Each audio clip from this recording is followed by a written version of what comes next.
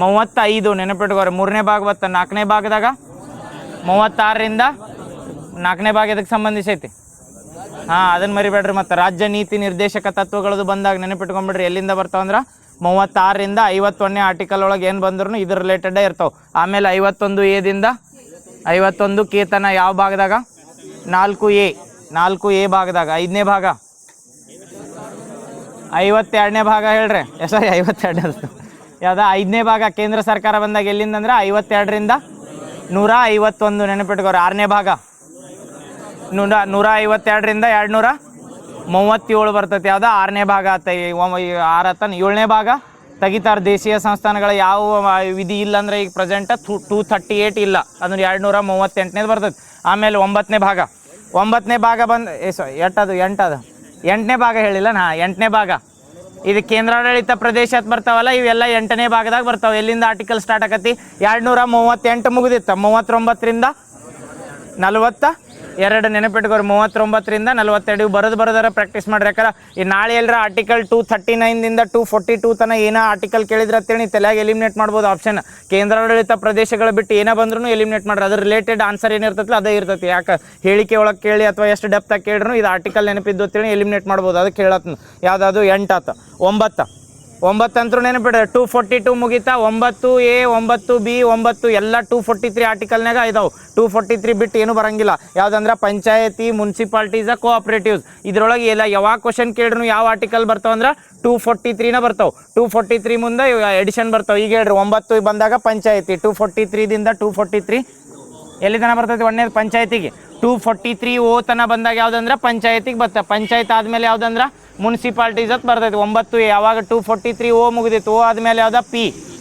P ದಿಂದ ZG ತನ ಬರ್ತೈತಿ. ಯಾವುದಂದ್ರೆ 9A ಯಾವ್ದಕ್ಕೆ ಬರ್ತಿದ? ಮುನ್ಸಿಪಾಲ್ಟೀಸ್ಗೆ. ಆಮೇಲೆ ಅದಾದ್ಮೇಲೆ ಸಹಕಾರಿ ಸಂಘಗಳು ಅಂತ ಕರಿತೀವಿ, ಕೋಆಪರೇಟಿವ್ಸ್. ಹೇಳ್ರಿ ಈಗ 243 ಮುಂದೆ ZG ಆಗಿತ್ತ. ZH ದಿಂದ ಸ್ಟಾರ್ಟ್ ಆಕತಿ. G ಆದಮೇಲೆ H. ನೆಕ್ಸ್ಟ್ ZT ತನ ಬತ್ತ. ಯಾವುದು? 9A 9B ಆಯ್ತು. ಇನ್ಯಾವ್ದು ಉಳಿತು? 10ನೇ ಭಾಗಕ್ಕೆ. 10ನೇ ಭಾಗ ಎದಕ್ಕೆ ಬರ್ತೈತಿ? ಅನುಸೂಚಿತ ಅಥವಾ ಬುಡಕಟ್ಟು ಪ್ರದೇಶಗಳ ಬರ್ತಾವೆ. ಇಲ್ಲಿ 243 ಮುಗಿದಿತ್ತಲ್ಲ, 243 ಮುಗಿದ್ಮೇಲೆ ಎಡಿಷನ್ ಯಾವ್ದು? 244 ಆಗ್ಬೇಕು. 244ದಿಂದ 244A ತನ ನೆನಪಿಟ್ಕೋರಿ. ಯಾಕಂದ್ರೆ ಇದನ್ನ ಹೇಳಿದ್ನೆಲ್ಲ 244A ತನ ಅಥವಾ 244ದಾಗ ಏನಕ್ಕೆ ಕೇಳಿರ್ತೇಳಿ ಯಾವುದಕ್ಕೆ ಸಂಬಂಧಿಸಿರ್ತೈತೆ ಅಂದ್ರೆ ಬುಡಕಟ್ಟು ಪ್ರದೇಶಗಳ ಅಥವಾ ಇದನ್ನೇನು ಅನುಸೂಚಿತ ಪ್ರದೇಶಗಳ ಬರ್ತಾವಲ್ಲ, ಇದು ಆರ್ಟಿಕಲ್ ಒಳಗೆ ಬಂದಿರ್ತಾವೆ. ನೆನಪಿಟ್ಕೋರಿ. ಇವು ಆಟೋನಮಸ್ ಡಿಸ್ಟ್ರಿಕ್ಟ್ ಕೌನ್ಸಿಲ್ ಅದು ಅದಾವಲ್ಲ, ಇವು ಅನುಸೂಚಿತ ಒಳಗೆ. ಅಲ್ಲಿ ಅನುಸೂಚಿಗಳು ಎರಡು ಹಾಕವು. ಬಟ್ ಏನಂದ್ರೆ ಭಾಗ ಯಾವುದಂದ್ರೆ 10ರಾಗ ಬರ್ತಾವೆ. ಇವು ಎರಡು ಡಿಫ್ರೆನ್ಸ್ ನೋಡ್ರಿ. ಅನುಸೂಚಿ ಅಂದ್ರೆ ಭಾಗಗಳಿಗೆ ಸಪೋರ್ಟಿಂಗ್ ಆಗಿ ಮಾಡಿರ್ತಾರೆ. 5 ಮತ್ತು 6 ಅನುಸೂಚಿ ಅಂತ ಡಿವೈಡ್ ಮಾಡ್ಯಾರ. 5ನೇ ಅನುಸೂಚಿದಾಗ ಬರೀ ಬುಡಕಟ್ಟು ಪ್ರದೇಶ ಹೇಳ್ಯಾರ. 6ನೇ ಅನುಸೂಚಿ ಒಳಗೆ ಏನು ಹೇಳ್ಯಾರ? ಅನುಸೂಚಿತ ಪ್ರದೇಶಗಳ ಹೇಳ್ಯಾರ. ಬಟ್ ಇವು ಎರಡು ಮರ್ಜ್ ಆಗಿದ್ದ ಭಾಗ ಯಾವುದಂದ್ರೆ 10ನೇ ಭಾಗ. ಯಾವ ಆರ್ಟಿಕಲ್ ಸಂಬಂಧಿಸೈತಿ? 244ದಿಂದ 244A. ಇವ್ನು ಬರೋದು ಪ್ರಾಕ್ಟೀಸ್ ಮಾಡ್ರಿ. ನೆನಪಿಟ್ಕೋರಿ. ಯಾಕಂದ್ರೆ ಈಗ ಟಫ್ ಅನಿಸ್ತಾವ್. ಕರೆ ಎಕ್ಸಾಮ್ನಾಗ ಬಂದಾಗ ಎಲಿಮಿನೇಟ್ ಮಾಡಕ್ಕೆ ಈಸಿ ಆಕಾವ್. ನಾಳೆ ಎಲ್ಲರ 244 ಆರ್ಟಿಕಲ್ ಬರ್ತೇಳಿ ಅವಾಗ ಈಸಿಯಾಗಿ ಎಲಿಮಿನೇಟ್ ಮಾಡ್ಬೋದು. ಯಾಕಂದ್ರೆ ಇದೆಲ್ಲರ ಬುಡಕಟ್ಟು ಮತ್ತು ಅನುಸೂಚಿತ ಪ್ರದೇಶಗಳು ಬಿಟ್ಟು ಏನೋ ರಿಲೇಟೆಡ್ ಕೇಳಿರತ್ತೇಳಿ. ಈಗ ಎಲೆಕ್ಷನ್ ಕೇಳಿ ಅಥವಾ ಇದನ್ನ ಯಾವುದೋ ಪಬ್ಲಿಕ್ ಸರ್ವಿಸ್ ಕಮಿಷನ್ ಕೇಳಿ ಏನೋ ಕೇಳಿದ್ರು ಎಲಿಮಿನೇಟ್ ಮಾಡ್ಬೋದು. ಗೊತ್ತಾಗತ್ತಲ್ಲ. 10 ತನಕ ಹೇಳಿದ್ರಿ ನೀನು. ಈಗ 11ರಿಂದ ಸ್ಟಾರ್ಟ್ ಮಾಡುತ್ತೆ.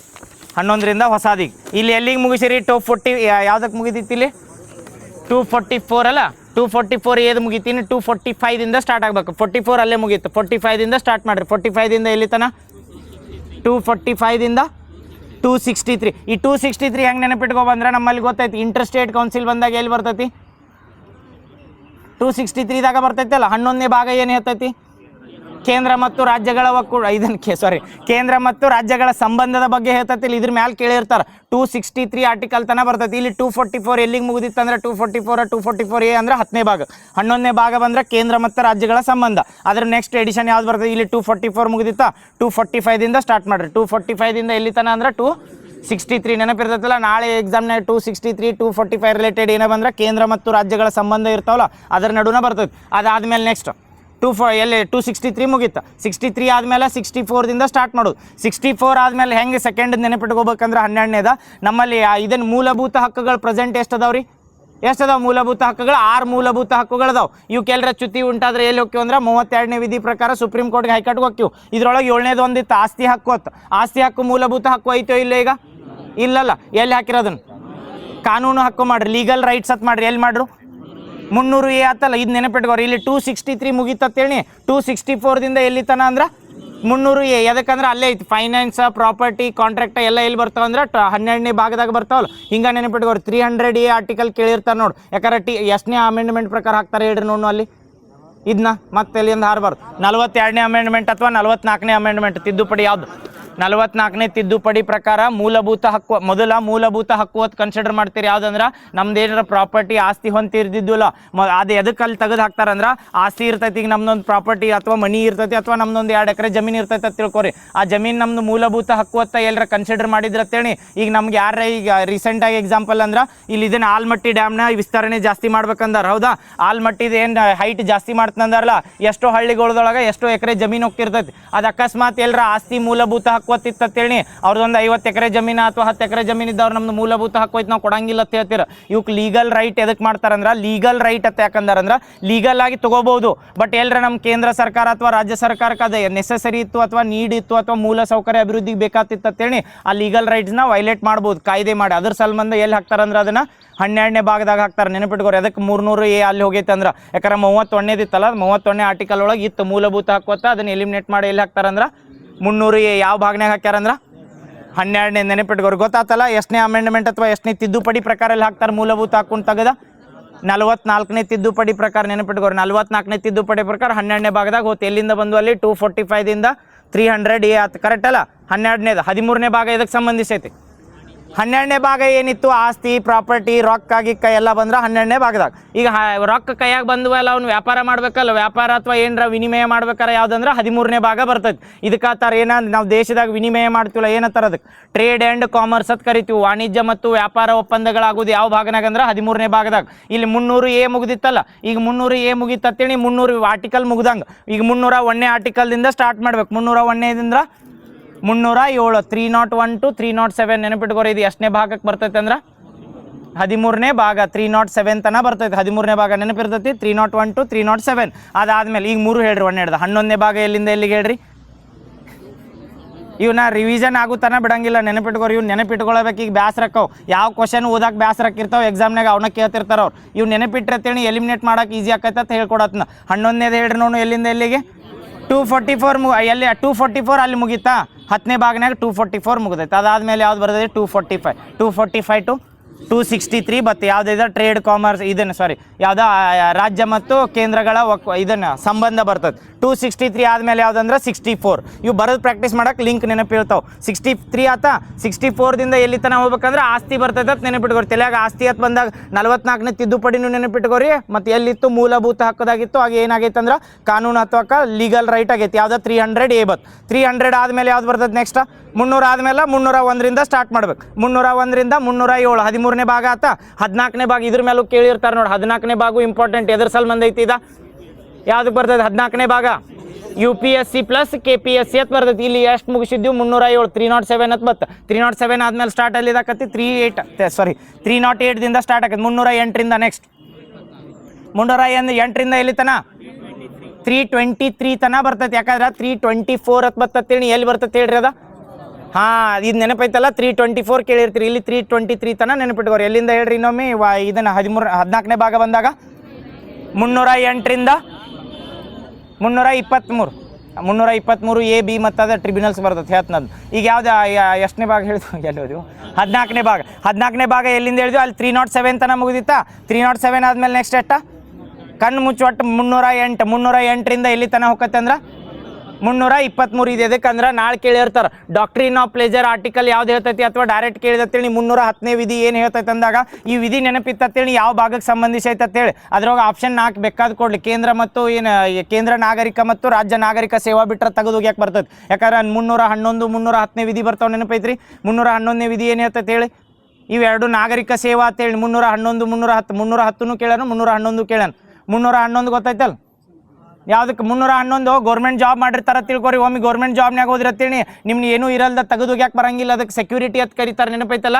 ನಾಗರಿಕ ಸೇವೆಗಳಿಗೆ ಅಥವಾ ಇದಕ್ಕೆ ಸರ್ಕಾರಿ ಜಾಬಿಗೆ ಹೋಗಿರ್ತಾರಲ್ಲ ಅವ್ರಿಗೆ ಇಮ್ಯುನಿಟಿ ಪವರ್ ಕೊಡ್ತೈತಿ. ಏನಂದ್ರೆ 311 ಅಂತ ಆರ್ಟಿಕಲ್ ಬರ್ತೈತಿ. ಇದು 311ನೇ ಆರ್ಟಿಕಲ್ ಅಂತ ಬರ್ತೇಳಿ ಗೌರ್ಮೆಂಟ್ ಜಾಬಿಗೆ ನೋಡ್ರಿ ಪೊಲೀಸ್ ಕಾನ್ಸ್ಟೇಬಲ್ ಆಗಿ ಹೋಗಿರ್ತಾರೆ. ಮೆಡಿಕಲ್ ಲೀವ್ ಮೇಲೆ ಬರ್ಬೋದು ಅಥವಾ ಅಬ್ಸೆಂಟ್ ಆಗಿ ಬರ್ಬೋದು. ಆದ್ರೂ ತೆಗಿಯಂಗಿಲ್ಲ ಅವ್ರನ್ನ ಡಿಪಾರ್ಟ್ಮೆಂಟಲ್ಲಿ ಎನ್ಕ್ವೈರಿ ಆಗಲ್ದ. ಯಾಕಂದ್ರೆ ಗೌರ್ಮೆಂಟ್ ಜಾಬ್ನಾಗ ಇದು ನಮ್ಮಲ್ಲಿ ವಿಧಿ ಒಳಗೈತಿ. 311ನೇ ವಿಧಿ ಒಳಗೆ ಏನು ಹೇಳ್ತಾರಂದ್ರೆ ಯಾವ ಗೌರ್ಮೆಂಟ್ ಗೌರ್ಮೆಂಟ್ ಎಂಪ್ಲಾಯಿನೂ ಆಟೋಮೆಟಿಕ್ ಈಗ ಪ್ರೈವೇಟ್ದಾಗ ಎಲ್ಲರ ಒಂದು ದಿನ ಗ್ಯಾಪ್ ಮಾಡ್ರು ಮನೆಗೆ ಹೋಗತ್ತಾರಲ್ಲ, ಬಟ್ ಗೌರ್ಮೆಂಟ್ದಾಗ ಹಂಗಲ್ಲ, ವರ್ಷ ಬಿಟ್ಟು ಅಥವಾ 2 ವರ್ಷ 3 ವರ್ಷ ಬಿಟ್ಟು ಜಾಯ್ನ್ ಆಕಾರ. ಯಾಕಂದ್ರೆ ಇದೇ ಇಮ್ಯುನಿಟಿ ಹೇಳ್ತೈತೆ ನಮ್ಮ ಸಂವಿಧಾನದಾಗ ಐತಿ. ಯಾವ ವಿಧಿ ಅಂದ್ರೆ 311. ಬಟ್ ಈಗ 310ನೇ ಆರ್ಟಿಕಲ್ನು ಕೇಳ್ತಾರೆ. ಇದಕ್ಕೆ ಏನತ್ತಾರೆ ಅಂದ್ರೆ ಡಾಕ್ಟ್ರಿನ್ ಆಫ್ ಪ್ಲೆಜರ್ ಅಂತ ಕರೀತಾರೆ. ಡಾಕ್ಟ್ರಿನ್ ಆಫ್ ಪ್ಲೆಜರ್ ಏನೋ ಕನ್ನಡದಾಗ ಏನೋ ಗೊತ್ತಿಲ್ಲ, ಆನಂದದಲ್ಲ ಏನೋ ಹೇಳ್ತಾರೆ, ಡಾಕ್ಟ್ರಿನ್ ಆಫ್ ಪ್ಲೆಜರ್ ಅಂತ ಕರೀತಾರೆ. ಇದು ಕೇಳಿದ್ದು ಕ್ವಶನ್ ಒಮ್ಮೆ. ಡಾಕ್ಟ್ರಿನ್ ಆಫ್ ಪ್ಲೆಜರ್ ಅಂತ ಆರ್ಟಿಕಲ್ ಬರ್ತದೆ. ಈ ಡಾಕ್ಟ್ರಿನ್ ಆಫ್ ಪ್ಲೆಜರ್ ಅಂತ ಯಾಕತ್ತಾರ ಅಂದ್ರೆ ನಮ್ಮ 311ನೇ ಆರ್ಟಿಕಲ್ ಏನು ಹೇಳಿ, ನಾಳೆ ನಾವು ಎಲ್ಲರ ಗೌರ್ಮೆಂಟ್ ಜಾಬ್ ಹಿಡಿದು ಹೋಗಿರಲ್ಲ, ಗೌರ್ಮೆಂಟ್ ಜಾಬ್ ಹಿಡಿದು ಹೋದಾಗ ನೀವು ಏನೋ ಮಾಡಿರಿ, ಏನೋ ಕರಪ್ಷನ್ ಕೇಸಸ್ ಆಗಲಿ ಅಥವಾ ಏನೋ ಲೀಗಲ್ ರೈಟ್ಸ್ ಆದ್ರೂ ಡೈರೆಕ್ಟ್ ಎಲಿಮಿನೇಟ್ ಮಾಡಕ್ಕೆ ಬರಂಗಿಲ್ಲ. ಅಥವಾ ಏನು ಮಾಡ್ಬೋದು ಅಂದ್ರೆ ಮ್ಯಾಕ್ಸಿಮಮ್ ಸಸ್ಪೆಂಡ್ ಮಾಡ್ಬೋದು, ಹೊಳ್ಳಿ ರಿವೋಕ್ ಮಾಡಿ ಮತ್ತೆ ಜಾಬ್ನಾಗ ತೋತಾರೆ. ಇದೇ ಗೌರ್ಮೆಂಟ್ ಜಾಬ್ ಇಮ್ಯುನಿಟಿ ಅಂತಾರೆ. ಯಾವ ಆರ್ಟಿಕಲ್ ಅಂದ್ರೆ 311ನೇ ಆರ್ಟಿಕಲ್. ಇದು ಯಾವ ಭಾಗನಾಗ ಬರ್ತೈತೆ ಅಂದ್ರೆ ಇದು ನೆನಪಿರ್ತೈತಲ್ಲ. ಈಗ ಅದ್ರ ಸಂಬಂಧ ಹೇಳತ್ತೆ 311 ಆತ.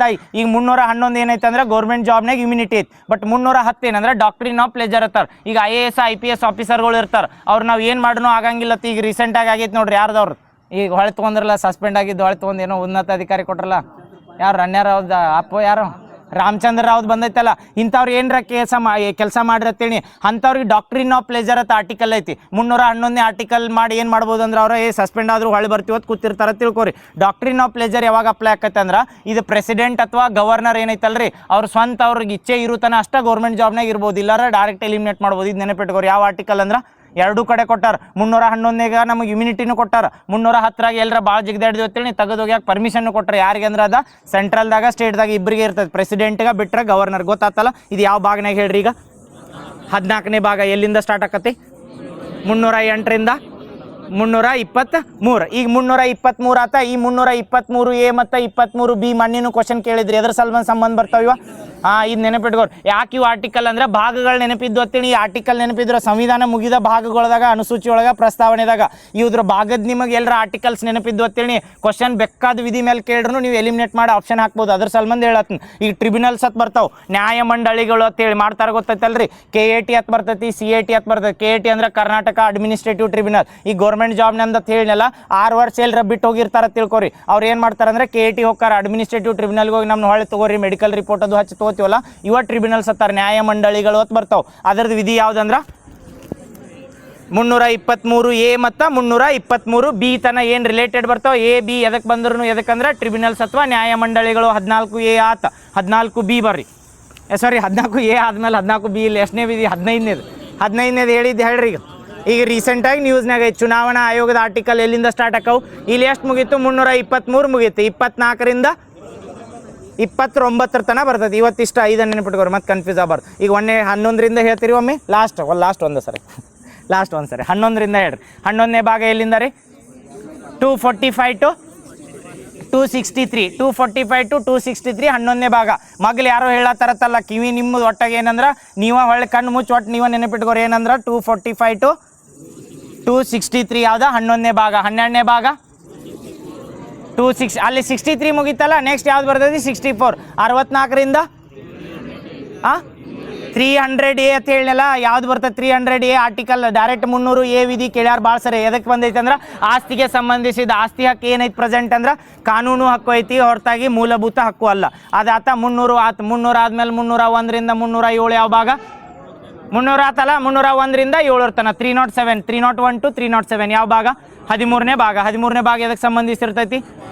ಟ್ರೇಡ್, ವ್ಯಾಪಾರ, ಇವು ಏನೋ ಬರ್ತಾವಲ್ಲ ವ್ಯಾಪಾರ ರಿಲೇಟೆಡ್ ಅದು ಬಂದು ಅಂತೇಳಿ. ಈಗ ಯಾಕಂದ್ರೆ ವೆಸ್ಟ್ ಏಷ್ಯಾದಾಗ ಕಾನ್ಫ್ಲಿಕ್ಟ್ ಆಗೈತಿ. ಈಗ ನಾವು ಇದ್ರೊಳಗೆ ಏನು ಹೇಳ್ತಾರಂದ್ರೆ 13ನೇ ಭಾಗದಾಗ ಇಂಡಿಯನ್ ಬಾರ್ಡರ್ ಒಳಗೆ ಎಲ್ಲರ ಟ್ರೇಡ್ ವ್ಯಾಪಾರ ಹಾಕಿರ್ತಾವಲ್ಲ, ಇದ್ರದ್ದು ಆರ್ಟಿಕಲ್ ಯಾವ ಬರ್ತಾವ ಅಂದ್ರೆ 301 to 307. ಇದಾದ್ಮೇಲೆ ಯಾವುದಂದ್ರೆ 14ನೇ ಭಾಗ ಬರ್ತೈತಿ. 14ನೇ ಭಾಗ ಬಂದಾಗ ನಾಗರಿಕ ಸೇವಾ ಆಯೋಗಗಳು ಅಂತ ಬರ್ತಾವೆ. ಕೇಂದ್ರದಾಗ ಒಂದು ಬರ್ತೈತಿ, ರಾಜ್ಯದಾಗ ಒಂದು ಬರ್ತೈತಿ. ಸಂವಿಧಾನ ಹಕ್ಕು ಇದನ್ನು ಸಂವಿಧಾನದಾಗ ಮೆನ್ಷನ್ ಮಾಡಿದ್ದು ಅದಾವ ಇವು ಸೇವಾ ಆಯೋಗಗಳು. ಯಾವ ಬರ್ತಾವೆ? 2 ಆರ್ಟಿಕಲ್ ಅಂದ್ರೆ 307 ಮುಗಿದಿತ್ತು. ಅದಾದ್ಮೇಲೆ 308 to 323 ನೆನಪಿಟ್ಕೋರು. 323 ಯಾಕಂದ್ರೆ ರೀಸೆಂಟಾಗಿ ಕೇಳಿದ್ದಲ್ಲ 14ನೇದ, ಅದು A B ಕೇಳಿದ್ದ. 323 ಹಿಂದಿನ ಏನಿರ್ತೈತಿ ಅದು 14ಕ್ಕೆ ಸಂಬಂಧಿಸಿರ್ತೈತೆ ಅಂತ ನೆನಪಿಟ್ಕೋ. 308 to 323 ನೆನಪಿರ್ತೈತೆ. ಅದಾದ್ಮೇಲೆ 14A ನ್ಯಾಯಮಂಡಳಿಗಳು ಅಂದಾಗ 323A ಮತ್ತು 323B. ಅದಾದ್ಮೇಲೆ 15ನೇದೊಂದು ಲಾಸ್ಟ್ ಹೇಳ್ರಿ ಪಟ್ನ. ಚುನಾವಣಾ ಆಯೋಗ ಎಲ್ಲಿಂದ ಬರ್ತದೆ? 324 to 29. ಓಕೆ, ಅವ್ನು ನೆನಪಿಟ್ಕೋರು ಹಂಗೆ, ಯಾಕಂದ್ರೆ ಕ್ವಶನ್ ಕೇಳಿರ್ತಾರೆ. ಇದು ಹೇಳ್ರಿ 2027ನೇದು ಎಷ್ಟನೇ ಜನಗಣತಿ ಆಗತ್ತೈತ್ರಿ? ಈಗ ಎಷ್ಟನೇದು? ಸ್ವಾತಂತ್ರ್ಯ ನಂತರ ಬಂದಾಗ ಬೆಂಕಿ ಏನಿತ್ತು ಮಾಸ್ಕೇಟ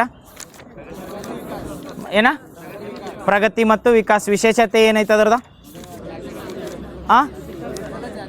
ಹಾಂ ಮೊದಲು ಜಾತಿ ಮತ್ತು ಡಿಜಿಟಲ್ ಎರಡು ಆಗತ್ತೈತೆ ನೆನಪಿಟ್ಕೋರಿ 27 ಬಂದಾಗ ಇದನ್ನು 2011 ಥೀಮ್ ಏನಿತ್ತು ಹೇಳ್ರಿ 2011 ಜನಗಣತಿ ಥೀಮ್ ಅದ ಇದ್ರ ಮೇಲೆ ನಡೆದೈತಿ ಈಗ ನಮ್ದು ಯಾವುದೇ ಏನೋ ಸ್ಕೀಮ್ ಬಂದರು ಎಲ್ಲ ಬಂದರು 2011 ಜನಗಣತಿ ಆಗಿತ್ತಲ್ಲ ಅದ ಅವರ್ ಸೆನ್ಸಸ್ ಅವರ್ ಫ್ಯೂಚರ್ ಅವಾಗ ಸೆನ್ಸಸ್ ಕಮಿಷನರ್ ಯಾರಿದ್ರ 2011 ಜನಗಣತಿ ಕಮಿಷನರ್ ಹೇಳಿದ್ವಲ್ಲ ಯಾರು ಮಾಡ್ತಾರೆ ಜನಗಣತಿ ಬಂದಾಗ ರಿಜಿಸ್ಟರ್ ಜನರಲ್ ಆಫ್ ಇಂಡಿಯಾ ಅಂತ ಬರ್ತೈತಿ ಯಾವ ಮಿನಿಸ್ಟ್ರಿ ಅಂಡರ್ ಬರ್ತೈತ್ರಿ ಇದು ministry of home affairs Amit Shah under ಅಂತ ತಿಳ್ಕೊರಿ ಈಗ ಇದ್ದಾಗ ಅಷ್ಟ ಗೌರ್ಮೆಂಟ್ ನಾಳೆ ಯಾರು ಬರ್ತಾರೆ ಅವ್ರು ಇರ್ತೈತೆ ministry of home affairs under ಬರ್ತೈತೆ ಯಾವ್ದು ರಿಜಿಸ್ಟರ್ ಜನರಲ್ ಆಫ್ ಇಂಡಿಯಾ ಅದರದ್ದು ಒಬ್ಬರ ಕಮಿಷನರ್ ಇರ್ತಾರೆ ಆ ಕಮಿಷನರ್ ಅದ್ರದ್ದು ಹೆಡ್ ಇರ್ತಾರೆ ಸೆನ್ಸಸ್ 2011 ಯಾರಿದ್ರು ಅಂದ್ರೆ ಚಂದ್ರಮೌಳಿ ಈಗ ಪ್ರೆಸೆಂಟ್ ಯಾರ್ದಾರಂದ್ರೆ ಮೃತ್ಯುಂಜಯ್ ನಾರಾಯಣ್ ಇವ್ರು ನೆನಪಿಟ್ಕೋ 27 ಸೆನ್ಸಸ್ ಬಂದತ್ತೇಳಿ ಇವು ನೆನಪಿಟ್ಕೋರು ಒಂದೇದೇನಂದ್ರೆ ಮಾಸ್ಕ್ಯಾಟ್ ಬರ್ತೈತಿ ಏನು ಬರ್ತೈತೆ ಅಂದ್ರೆ ಪ್ರಗತಿ ಮತ್ತು ವಿಕಾಸ್ ಪ್ರಗತಿ ಅಂದರೆ ಇದಕ್ಕೆ ಸಂಬಂಧಿಸಿದ್ದ ಹೆಣ್ಮಕ್ಳ ಪ್ರಗತಿ ಹೆಣ್ಣು ಬರ್ತದ ವುಮೆನ್ ಪ್ರಗತಿ ಆಮೇಲೆ ವಿಕಾಸ ಅಂದ್ರೆ ಗಂಡು ಅದು ನೆನಪಿಟ್ಕೋರು ಮಾಸ್ಕ್ಯಾಟ್ ಐತಿ ಆಮೇಲೆ ಇನ್ನೊಂದು ಏನು ವಿಶೇಷತೆ ಅಂದ್ರೆ ಡಿಜಿಟಲ್ ಮತ್ತು ಜಾತಿ ಜನಗಣತಿ ನೀವು ಎರಡು ಮರ್ಜ್ ಮಾಡತ್ತಾರ ನೆನಪಿಟ್ಕೋರು ಎರಡು ಸೇಮ್ ಆಗತ್ತೈತಿ ಈಗ ಪ್ರೆಸೆಂಟ್ ಫೇಸ್ ನಡೆದತ್ತಲ್ಲ ಅದ್ರ ಮನೆಪಟ್ಟಿಗಳು ನೆಕ್ಸ್ಟ್ ಇದು ಹೇಳ್ರಿ India's first plant based methanol plant ಎಲ್ಲಿ ಮಾಡತ್ತಾರ ಗುಜರಾತ್ನ ಕಾಂಡ್ಲಾ ನೆನಪಿಟ್ಕೋರಿ ಈಗ ಹೇಳ್ರಿ ನೋಡು ಗುಜರಾತ್ದಾಗ ಒಂದು ಹೈವೇ ಮೇಲೆ ಇತ್ತೀಚೆಗೆ ಒಂದು ಟೋಲ್ ಪ್ಲಾಜಾದಾಗ MLFF ತಮ್ದಾರ ಏನು MLFF multi lane free flow ಅಂತ ಬರ್ತೈತಿ ಎಲ್ಲಿ ಅಂದ್ರೆ ಚೌರಾಸಿಯಾ ಟೋಲ್ ಪ್ಲಾಜಾ ಅಂತ ಹೇಳಿದ್ದು ಯಾವ ಒಂದು ನ್ಯಾಷನಲ್ ಹೈವೇ ಅಂದ್ರೆ NH48 ಇದನ್ನು ನೆನಪಿಟ್ಕೋರೆ ಎಲ್ಲಿ ಬರ್ತೈತೆ ಅಂದ್ರೆ ಗುಜರಾತ್ನ ಕಾಂಡ್ಲಾ ಗುಜರಾತ್ ಟು ಸೂರತ್ ಹೋಗೋ ಹೈವೇ ಐತಿ NH48 ಅಲ್ಲಿ ಚೌರಾಸಿಯಾ ಟೋಲ್ ಪ್ಲಾಜಾ ಅಂತ ಬರ್ತೈತಲ್ಲ ಅಲ್ಲಿ ಮಾಡ್ಯಾರ ಯಾವುದಂದ್ರೆ MLFF ಅಂತ ಕರೀತಾರೆ MLFF ಫುಲ್ ಫಾರ್ಮ್ ಕೇಳ್ರ ಮಲ್ಟಿ ಲೇನ್ ಫ್ರೀ ಫ್ಲೋ ಅಂತ ಬರ್ತೈತಿ ಈ ರೀಸೆಂಟಾಗಿ ಲಿಪುಲೇಕ್ ಅಂತ ಟ್ರೈ ಜಂಕ್ಷನ್ ನ್ಯೂಸ್ನಾಗಿತ್ತು ಯಾವ 3 ಸ್ಟೇಟಾ ಕಂಟ್ರಿ ಬಾಂಗ್ಲಾ ಯಾಕೆ ಬತ್ತಿಲ್ಲಿ ಭಾರತ ಚೀನಾ ನೇಪಾಳ ನೆನಪಿಟ್ಕೋರಿ ಟ್ರೈ ಜಂಕ್ಷನ್ ಅಂತ ಕರಿತೀವಿ ಇದು ಉತ್ತರಾಖಂಡದ ಯಾವ ಡಿಸ್ಟಿಕ್ನಾಗ ಐತಂದ್ರೆ ಇದನ್ನು ನೆನಪಿಟ್ಕೋರೆ ನಾಳೆ ಡೆಪ್ತಾಗಿ ಏನಾರ ಮಾಡಿದ್ರೆ ಇಲ್ಲಾರ ಲಿಪುಲೇಕ್ ಪಾಸ್ ಬಗ್ಗೆ ನಿಮ್ಗೆ ಏನು ಗೊತ್ತಂತ ಹೇಳಿ ಇವು ಹೇಳಿಕೆ ಕೊಟ್ಟಿದ್ದತ್ತೇಳಿ ಎಲ್ಲೆಲ್ಲಿ ಬರ್ತೈತೆ ಅವ್ರು ಡಿಸ್ಟಿಕ್ಗಳು ಚೇಂಜ್ ಮಾಡಿಬಿಟ್ಟಿರ್ತಾರೆ ಅದ್ರ ಸಲ್ಮಾನ್ ಎಲ್ಲಿ ಬರ್ತೈತೆ ಉತ್ತರಾಖಂಡದ ಪಿತ್ತೋರ್ಗಢ ಡಿಸ್ಟಿಕ್ನಾಗ ಬರ್ತೈತಿ ಎಲ್ಲಿ 3 ಕಂಟ್ರಿ ಬರ್ತಾವೆ ಯಾವ ಅಂದ್ರೆ ಓಕೆ ನೆಕ್ಸ್ಟ್ ಕರಪ್ಷನ್ ಇಂಡೆಕ್ಸ್ದಾಗ ಎಷ್ಟೈತ್ರಿ ಇಂಡಿಯಾದ ರ್ಯಾಂಕ 91 ಆಮೇಲೆ ಪ್ರೆಸ್ ಫ್ರೀಡಮ್ ಇಂಡೆಕ್ಸ್ನಾಗ 157 ನೆಟ್ವರ್ಕ್ ರೆಡಿನೆಸ್ ಇಂಡೆಕ್ಸ್ದಾಗ ವೆರಿ ಗುಡ್ ನೆಕ್ಸ್ಟ್ ಇದು ಹೇಳ್ರಿ ರೀಸೆಂಟಾಗಿ ಇನ್ ಸೇತು ಎಕ್ಸಸೈಸ್ ಅಂತ ಮಾಡ್ತೀವಿ ಇನ್ ಸೇತು ಎಕ್ಸಸೈಸ್ ಯಾವ ಕಂಟ್ರಿ ಜೋಡ ವೆರಿ ಗುಡ್ ಥೈಲ್ಯಾಂಡ್ ಜೋಡ ಯಾವುದಂದ್ರೆ ಜಾಯಿಂಟ್ ಮಿಲಿಟರಿ ಎಕ್ಸಸೈಸ್ ಅತ್ತೀವಿ ಯಾವುದಂದ್ರೆ ಇನ್ ಸೇತು ಹಿಂಗ ಡೆಪ್ತ್ ಕಾಕಡು ಎಕ್ಸಸೈಸ್ ಬಂದ್ರೆ ಯಾವ್ದು ಆಸ್ಟ್ರೇಲಿಯಾದ ಸಿಡ್ನಿದಾಗ ಆಕೈತೆ ಆಮೇಲೆ ದಸ್ತಲಿಕ್ ಎಕ್ಸಸೈಸ್ ಅಂತ ಬಂದ್ರೆ ಉಜ್ಬೇಕಿಸ್ತಾನ್ದ ನಮಗಂಗ ಅಂತ ಬರ್ತೈತೆ ನೆನಪಿಟ್ಕೋರಿ ಜಾಯಿಂಟ್ ಮಿಲಿಟರಿ ಎಕ್ಸಸೈಸ್ ಯುದ್ಧಾಭ್ಯಾಸ ಎಕ್ಸಸೈಸ್ ಬಂದ್ರೆ ಅಮೇರಿಕಾ ಇವು ರಿವಿಷನ್ ಆದ್ಮೇಲೆ ಹಂಗೆ ಬರ್ತಾವೆ ಬ್ರಹ್ಮಾಸ್ತ್ರ ಎಕ್ಸಸೈಸ್ ಬಂದ್ರೆ ಇದು ಜಾಯಿಂಟ್ ಮಿಲಿಟರಿ ಎಕ್ಸಸೈಸ್ ಅಲ್ಲ ಇಂಡಿಯನ್ ಆರ್ಮಿದವ್ರು ಇದನ್ನು ಬರ್ತೈತೆ ಯಾವ್ದಾದ್ರು ಬ್ರಹ್ಮಾಸ್ತ್ರ ಎಕ್ಸಸೈಸ್ ಅಂತ ಈ ಪ್ರಚಂಡ ಹೆಲಿಕಾಪ್ಟರ್ ಅದಾವ ಪ್ರಚಂಡ ಹೆಲಿಕಾಪ್ಟರ್ ಯಾವ ಕಂಟ್ರಿ ಹೇಳ್ರಿ ಅಮೇರಿಕಾ ಕಂಟ್ರಿ ಅದಾವ ಇವು ಹೆಲಿಕಾಪ್ಟರ್ಗಳು ಹೆಂಗೆ ಅದಾವ ಅಂತ ಹೇಳಿ ಟೆಸ್ಟ್ ಮಾಡಕ್ಕೆ ಪೋಖ್ರಾನ್ಯಾಗ ಇದು ಪೋಖ್ರಾನಾಗಲ್ಲ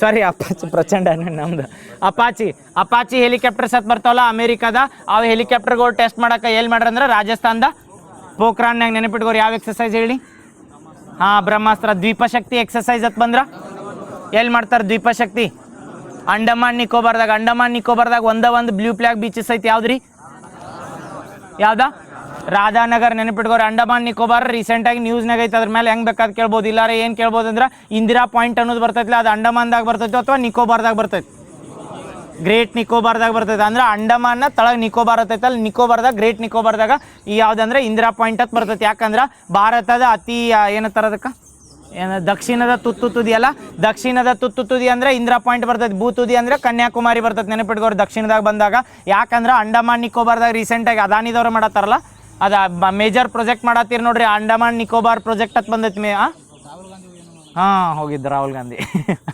ರಾಹುಲ್ ಗಾಂಧಿ ಹೋಗಿದ್ರಲ್ಲ ಈಗ ರೀಸೆಂಟಾಗಿ ಅಂಡಮಾನ್ ನಿಕೋಬಾರ್ ಅದ್ರ ಮೇಲೆ ಏನು ಕೇಳಿದ್ರು ನೆನಪಿಟ್ಕೋರಿ ಅಂಡಮಾನ್ ನಿಕೋಬಾರ್ ಸಲ್ಮಂದ್ ಕರ್ನಾಟಕ ಬಜೆಟ್ನಾಗೂ ಏನೋ ಮಾಡಿದ್ದು ಹೇಳ್ರಿ ನೋಡು ಏನು ಮಾಡಿದ್ರು ಅಂಡಮಾನ್ ನಿಕೋಬಾರ್ದಾಗ ಸ್ವಾತಂತ್ರ್ಯ ಹೋರಾಟದಾಗ ಬಂದಿಯಾಗಿ ಅಲ್ಲೇ ಸತ್ತವ್ರ ಸಲ್ಮಂದು ಕೃತಿಗಳನ್ನು ಬಿಡುಗಡೆ ಮಾಡ್ತಂದಿರಿ ಯಾವ ಕೃತಿಗಳ ಅನಾಮಿಕ ಸ್ವಾತಂತ್ರ್ಯ ಹೋರಾಟಗಾರರತ್ ಯಾಕಂದ್ರೆ ಅಲ್ಲಿ ಎಷ್ಟು ಜನನ ಅರೆಸ್ಟ್ ಮಾಡ್ಯಾರ ನಮ್ಗೆ ಗೊತ್ತಿಲ್ಲ, ಅವ್ರ ಹೆಸರು ಗೊತ್ತಿಲ್ಲ, ಯಾರ ಹೆಸರಲ್ಲಿ ಅದು ಪಬ್ಲಿಷ್ ಮಾಡೋರು, ಅದಕ್ಕೆ ಅನಾಮಿಕ ತಿಟ್ರ ನಾವು ಈ ಯಾವ ಒಂದು ಕವನ ಬರೆದ ಮೇಲೆ ಅದ್ರ ಗೊತ್ತಿರ್ಲಿಕ್ಕೆ ತಳಗ ಅನಾಮಿಕ ಹಾಕಿ ಬಂದಿರ್ತಾರಲ್ಲ, ಈಗ ಎಸೆದಾಗದು ಬರೀತಾರೆ ನೋಡಿ, ಏನಾರ ಒಂದು ಲೈನ್ ನೆನಪು ಬಂದಿರ್ತೈತಿ ತಳ ಸುಮ್ಮ ಅನಾಮಿಕ ಅಂತ ಬರೋದಂದ್ರೆ ಯಾರೋ ಹೇಳ್ಯಾರತ್ತ.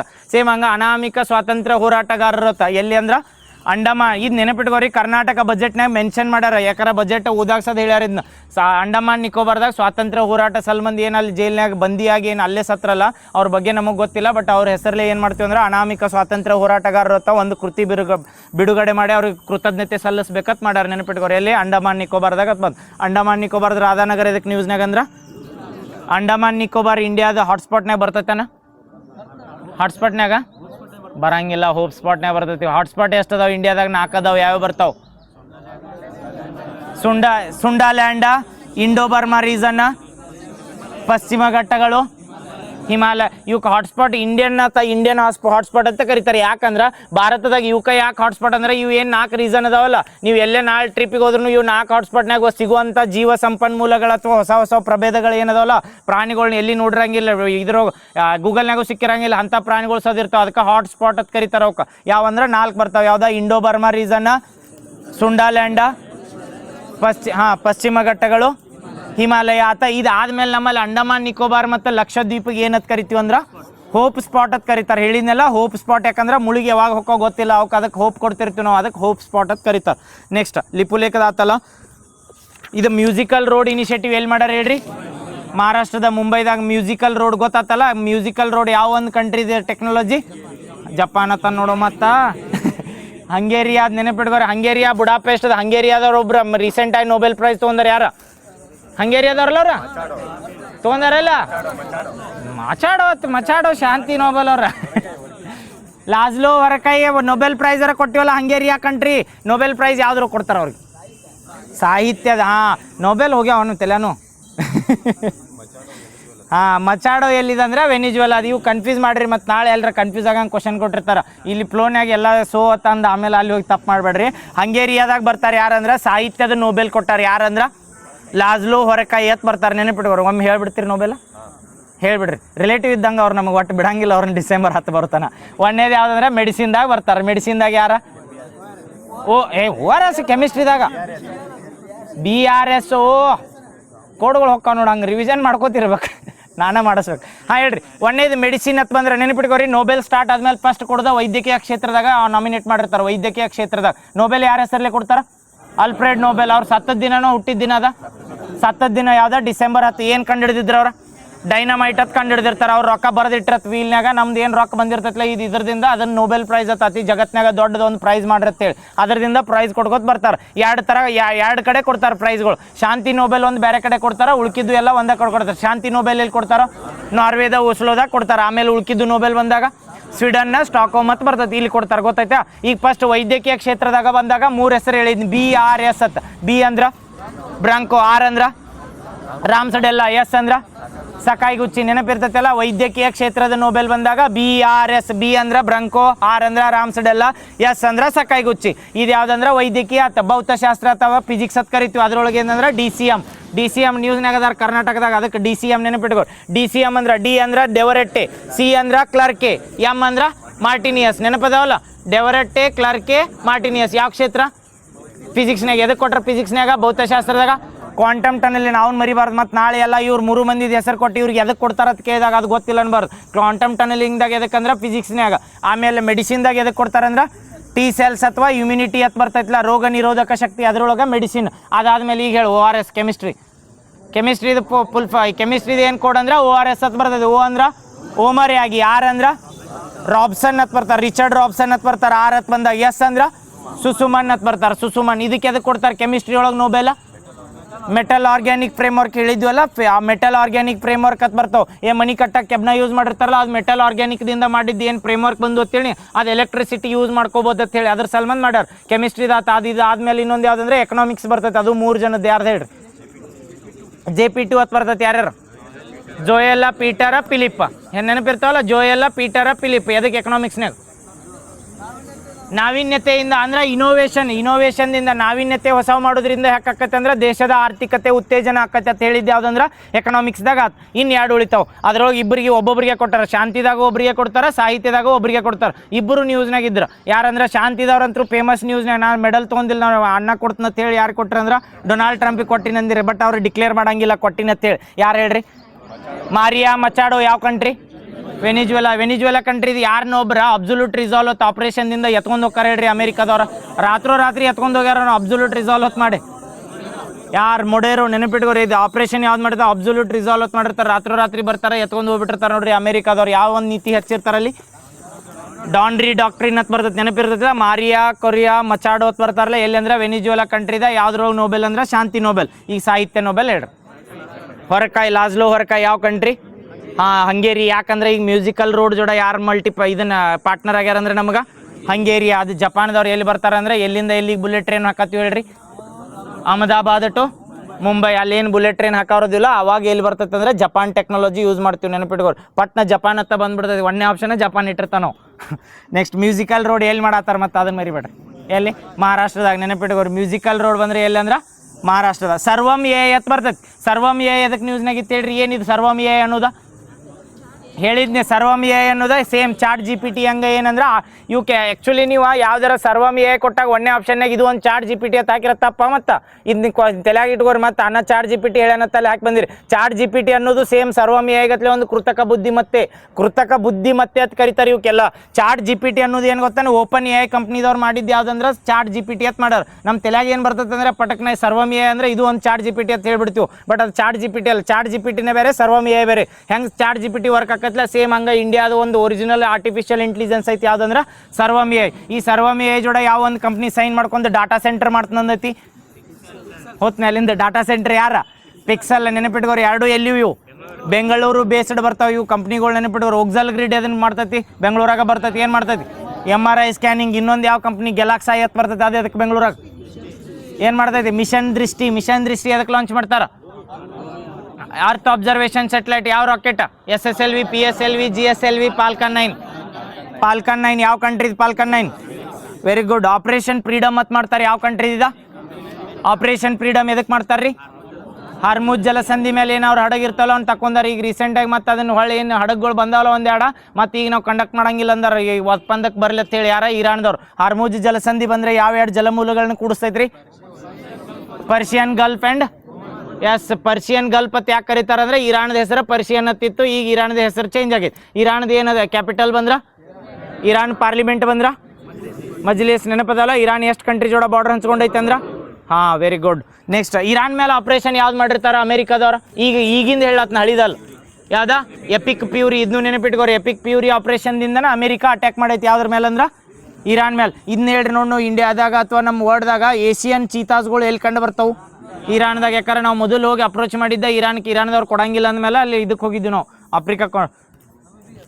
ನಮೀಬಿಯಾ. 3 ಕಂಟ್ರಿಗಳು ಬರ್ತಾವೆ: Namibia, Botswana, South Africa. Okay. Pulitzer prize ಇಬ್ರದ್ದು ಹೆಸರು ಯಾರ? ಯಾರು ಬರ್ತಾರ? ಆನಂದ್ ಆರ್ಕೆ ಮತ್ತು ಸುಪರ್ಣ ಶರ್ಮಾ. ನೆನಪಿಟ್ಕೋರು. ಪುಲಿಟ್ಜರ್ ಪ್ರೈಸ್ ಯಾವ ಕಂಟ್ರಿದ? ಅಮೇರಿಕಾದ. ನೆನಪೈತಿ. ಎದ್ರ ಸಲ್ಮಾನ್ ಕೊಡ್ತಾರೆ ಇದನ್ನ? ಪತ್ರಿಕೋದ್ಯಮ ಅಷ್ಟ.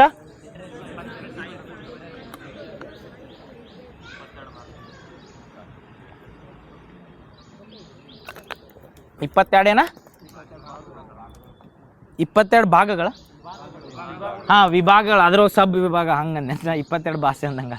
ಪುಲಿಟ್ಜರ್ ಪ್ರೈಸ್ ಗೊತ್ತಾತಲ್ರಿ? ಯಾವ ಕಂಟ್ರಿ ಪುಲಿಟ್ಜರ್? USA. ಯಾರಿಗೆ ಕೊಟ್ಟಾರ? ಇಬ್ಬರಿಗೆ. ಆನಂದ್. ಆರ್ಕೆ ಆನಂದ್ ಅಥವಾ ಆನಂದ್ ಆರ್ಕೆ ಅಂತ ನೆನಪಿಟ್ಕೋರಿ. ಇನ್ನೊಬ್ರು ಯಾರಂದ್ರೆ ಸುಪರ್ಣ ಶರ್ಮಾ. ಈಗ ಹೇಳ್ರಿ ಗ್ಲೋಬಲ್ ಟೀಚರ್ಸ್ ಅವಾರ್ಡ್ ಯಾರು ತೊಗೊಂಡಾರ? ಯಾರ? ರುಬೆಲ್ ನಾಗಿ. ಇವ್ರ ಹೆಸರಂತರೂ ನೆನಪಿರ್ಬೇಕು. ಇಶಾನ್ ಸಿಂಗ್. ಎದಕ್ಕ? ಪಾಕ್ ಸ್ಟೇಟ್ ಅಂತ ದಾಟಿದವ್ರ ಇಶಾನ್ ಸಿಂಗ್ ಅಂತ ಬರ್ತಾರೆ. ಆಮೇಲೆ north eastern first grand master Mayank Agarwal. Mayank Chakraborty. ನೆನಪಿರ್ತದೆ. ಎಷ್ಟು ಪ್ರೆಸೆಂಟ್ ಗ್ರ್ಯಾಂಡ್ ಮಾಸ್ಟರ್ಸ್ ಅದಾರ? 95. ಓಕೆ. ನೆಕ್ಸ್ಟ್ 95ನೇದವ್ರ ಗ್ರ್ಯಾಂಡ್ ಮಾಸ್ಟರ್ ಯಾರ? Arogya Ghosh. India's first cow museum ಅಂತ ಬಂದರೆ ಎಲ್ಲಿ ಬರ್ತೈತಿ? ಎಲ್ಲಿ? ಉತ್ತರ ಪ್ರದೇಶದ ಮಥುರಾ. ನೆನಪಿಟ್ಕೋರಿ. ನೆಕ್ಸ್ಟ್ ನಿಟ್ಟೂರ್ದಾಗ ರೀಸೆಂಟಾಗಿ ಬಂಡೆಗಲ್ಲು ಶಾಸನ ಕಂಡು ಬಂದೈತೆ. ನಿಟ್ಟೂರು ಎಲ್ಲಿ ಬರ್ತೈತ್ರಿ? ಬಳ್ಳಾರಿಯ ನಿಟ್ಟೂರು 3 ಕಡೆ ಹೇಳ್ತಾನೆ. ಲಕ್ಕುಂಡಿನೂ ರೀಸೆಂಟಾಗಿ ನ್ಯೂಸ್ನಾಗಿತ್ತು, ಅಲ್ಲಿನೂ ಏನೋ ಶಾಸನಗಳು ಕಂಡು ಬಂದವತ್ತು ಹೊಯ್ಸಳರ ಕಾಲದ್ದು. ಎಲ್ಲಿ ಬರ್ತದೆ ಲಕ್ಕುಂಡಿ? ಇವು ಪ್ಲೇಸ್ ಡೈರೆಕ್ಟ್ ಹಾಕಿರ್ತಾರೆ, ನೆನಪಿಟ್ಕೋರಿ. ಲಕ್ಕುಂಡಿ ಒಳಗೆ ಇತ್ತೀಚೆಗೆ ಹೊಯ್ಸಳರ ಶಾಸನಗಳು ಕಂಡು ಬಂದಾವು. ಇದು ಎಲ್ಲಿ ಕಂಡು ಬರ್ತದೆ ಅಂದ್ರೆ ಡಿಸ್ಟಿಕ್ಕ ಗದಗದಾಗ. ಹೇಳ್ರಿ ನೋಡು, ಗದಗದಾಗ ಯಾವುದೊಂದು ನಮ್ಮಲ್ಲಿ ಇದನ್ನೈತಿ ರೀಸೆಂಟಾಗಿ ಅದಕ್ಕೆ ವೆಟ್ಲ್ಯಾಂಡ್ ಮಾನ್ಯತೆ ಕೊಟ್ಟಾರ, ಗದಗನ್ಯಾಗ ಬರ್ತೈತಿ. ಜೌಗುತಾನ ಯಾವ್ದು? ಮಾಗಡಿ. ಹಿಂಗೆ ಗದಗ ಬಂದಾಗ ನೆನಪಿಟ್ಕೋಬೇಕು ಯಾವುದಂದ್ರೆ ಮಾಗಡಿ. ಎಷ್ಟು ಅದಾವ ಪ್ರೆಸೆಂಟ್ ನಮ್ಮಲ್ಲಿ ಜೌಗುತಾನ? ಕರ್ನಾಟಕದ್ದು ಒಟ್ಟ ಕೇಳತ್ನಿ ಎಷ್ಟು ಅಂದ್ರೆ 4. ಕರ್ನಾಟಕದಿಂದ ಫಸ್ಟ್ ಆಗಿದ್ದಂದ್ರೆ ರಂಗನತಿಟ್ಟು. ಎಲ್ಲಿ?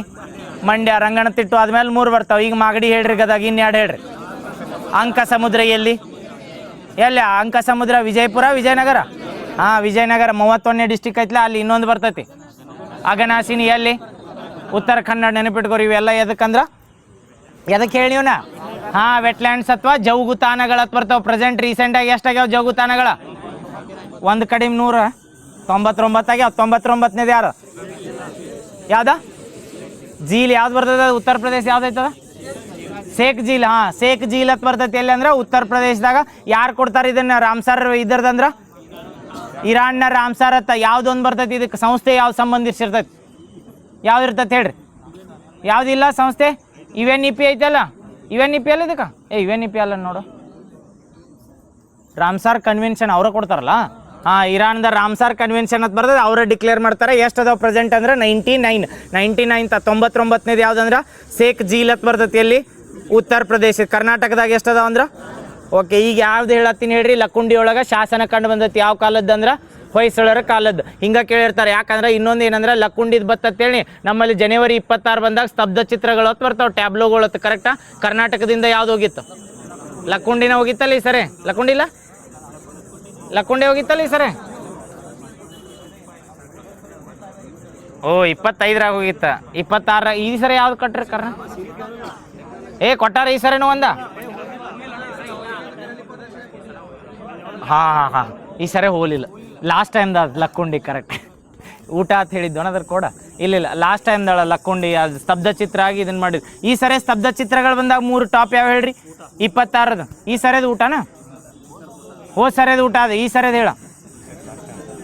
ಈ ಸರಿಯದು ಕೊಟ್ಟಿಲ್ಲ, ನೆನಪಿಲ್ಲ ಮಾಡಿಲ್ಲ ಅದಕ್ಕೆ ಕೂಡ. ಈ ಸರಿಯದು ಸ್ತಬ್ಧ ಚಿತ್ರಗಳು 3 ಬಂದಲ್ಲ. 3 ಯಾವ ಹೇಳ್ರಿ? ಅದು ಊಟ ಲಾಸ್ಟ್ ಟೈಮ್ದು. ಅದು ಊಟ ಮುಗಿದು. ಯಾರ ಸರ್ಚ್ ಮಾಡಿ ಹೇಳ್ರಿ ಅದು 3 ಕನ್ಫರ್ಮ್ ಇದ್ರೆ ಅಟ್ಟ ಹೇಳ್ರಿ. ಮತ್ತು ಇಲ್ಲಾರ ನಾಳೆ ನೋಡಿ ಹೇಳ್ತ, ನಂಗೆ ನೆನಪಿಲ್ಲವು. ಸ್ತಬ್ಧ ಚಿತ್ರಗಳು ಬರ್ತಾವ ಗೊತ್ತಲ್ಲ. 26 ಜನವರಿಗೆ ಗಣರಾಜ್ಯೋತ್ಸವ ದಿನ ಅದು ರಾಜ್ಯ ಪಥ ಬರ್ತೈತಿ. ಈಗ ಏನತ್ತೀವಿ ಅಂದ್ರೆ ಕರ್ತವ್ಯ ಪಥ ಹತ್ತೀವಿ. ಆ ಕರ್ತವ್ಯ ಪಥದಾಗ ಎಲ್ಲ ಸ್ತಬ್ಧ ಚಿತ್ರಗಳು ನಡ ಹೋಗಿರ್ತಾವೆ ಗಾಲಿಗಳು. ಅವ 3 ಬರ್ತಾವ. ಟಾಪ್ ರ್ಯಾಂಕಿಂಗ್ ಕೊಟ್ಟಿರ್ತಾರೆ. ಕರ್ನಾಟಕದಿಂದ ಈ ಸರಿ ಇದ್ದಿದ್ದಿಲ್ಲ, ಲಾಸ್ಟ್ ಟೈಮ್ ಲಕ್ಕುಂಡಿದ್ದಿತ್ತು. ಈ ಸರಿ 3 ಯಾವ್ಯಾವ ಗೊತ್ತ? ನಾ ಹೇಳ್ತೀನಿ ಕನ್ಫರ್ಮ್. ಹಾಂ, ಪಕ್ಕಾಲ. ಮತ್ತು ನಾಳೆ ತಪ್ಪಾದ್ರೆ ಹುಡುಗರು ನಾನು ಹಿಡಿತಾರೆ.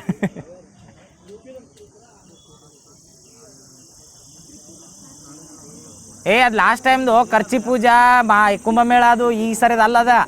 ಕನ್ಫ್ಯೂಸ್ ಆಗ್ಬಿಡ್ರಿ. ಅದು ಊಟ ನಾಳೆ ಹೇಳ್ತೀನಿ ಬಿಡ್ರಿ. ಅದು ಖರ್ಚಿ ಪೂಜಾ ಅದು ಆಗಿದ್ದೆಲ್ಲ ಲಾಸ್ಟ್ ಟೈಮ್ದಾಗ ಲಕ್ಕುಂಡಿ ಆದ ಟೈಮ್ನಾಗ. ಹಾಂ, ಮಹಾರಾಷ್ಟ್ರದ ಕೋಟೆಗಳು ಏನು ನಾ ಹೇಳ್ತೀನಿ ಬಿಡ.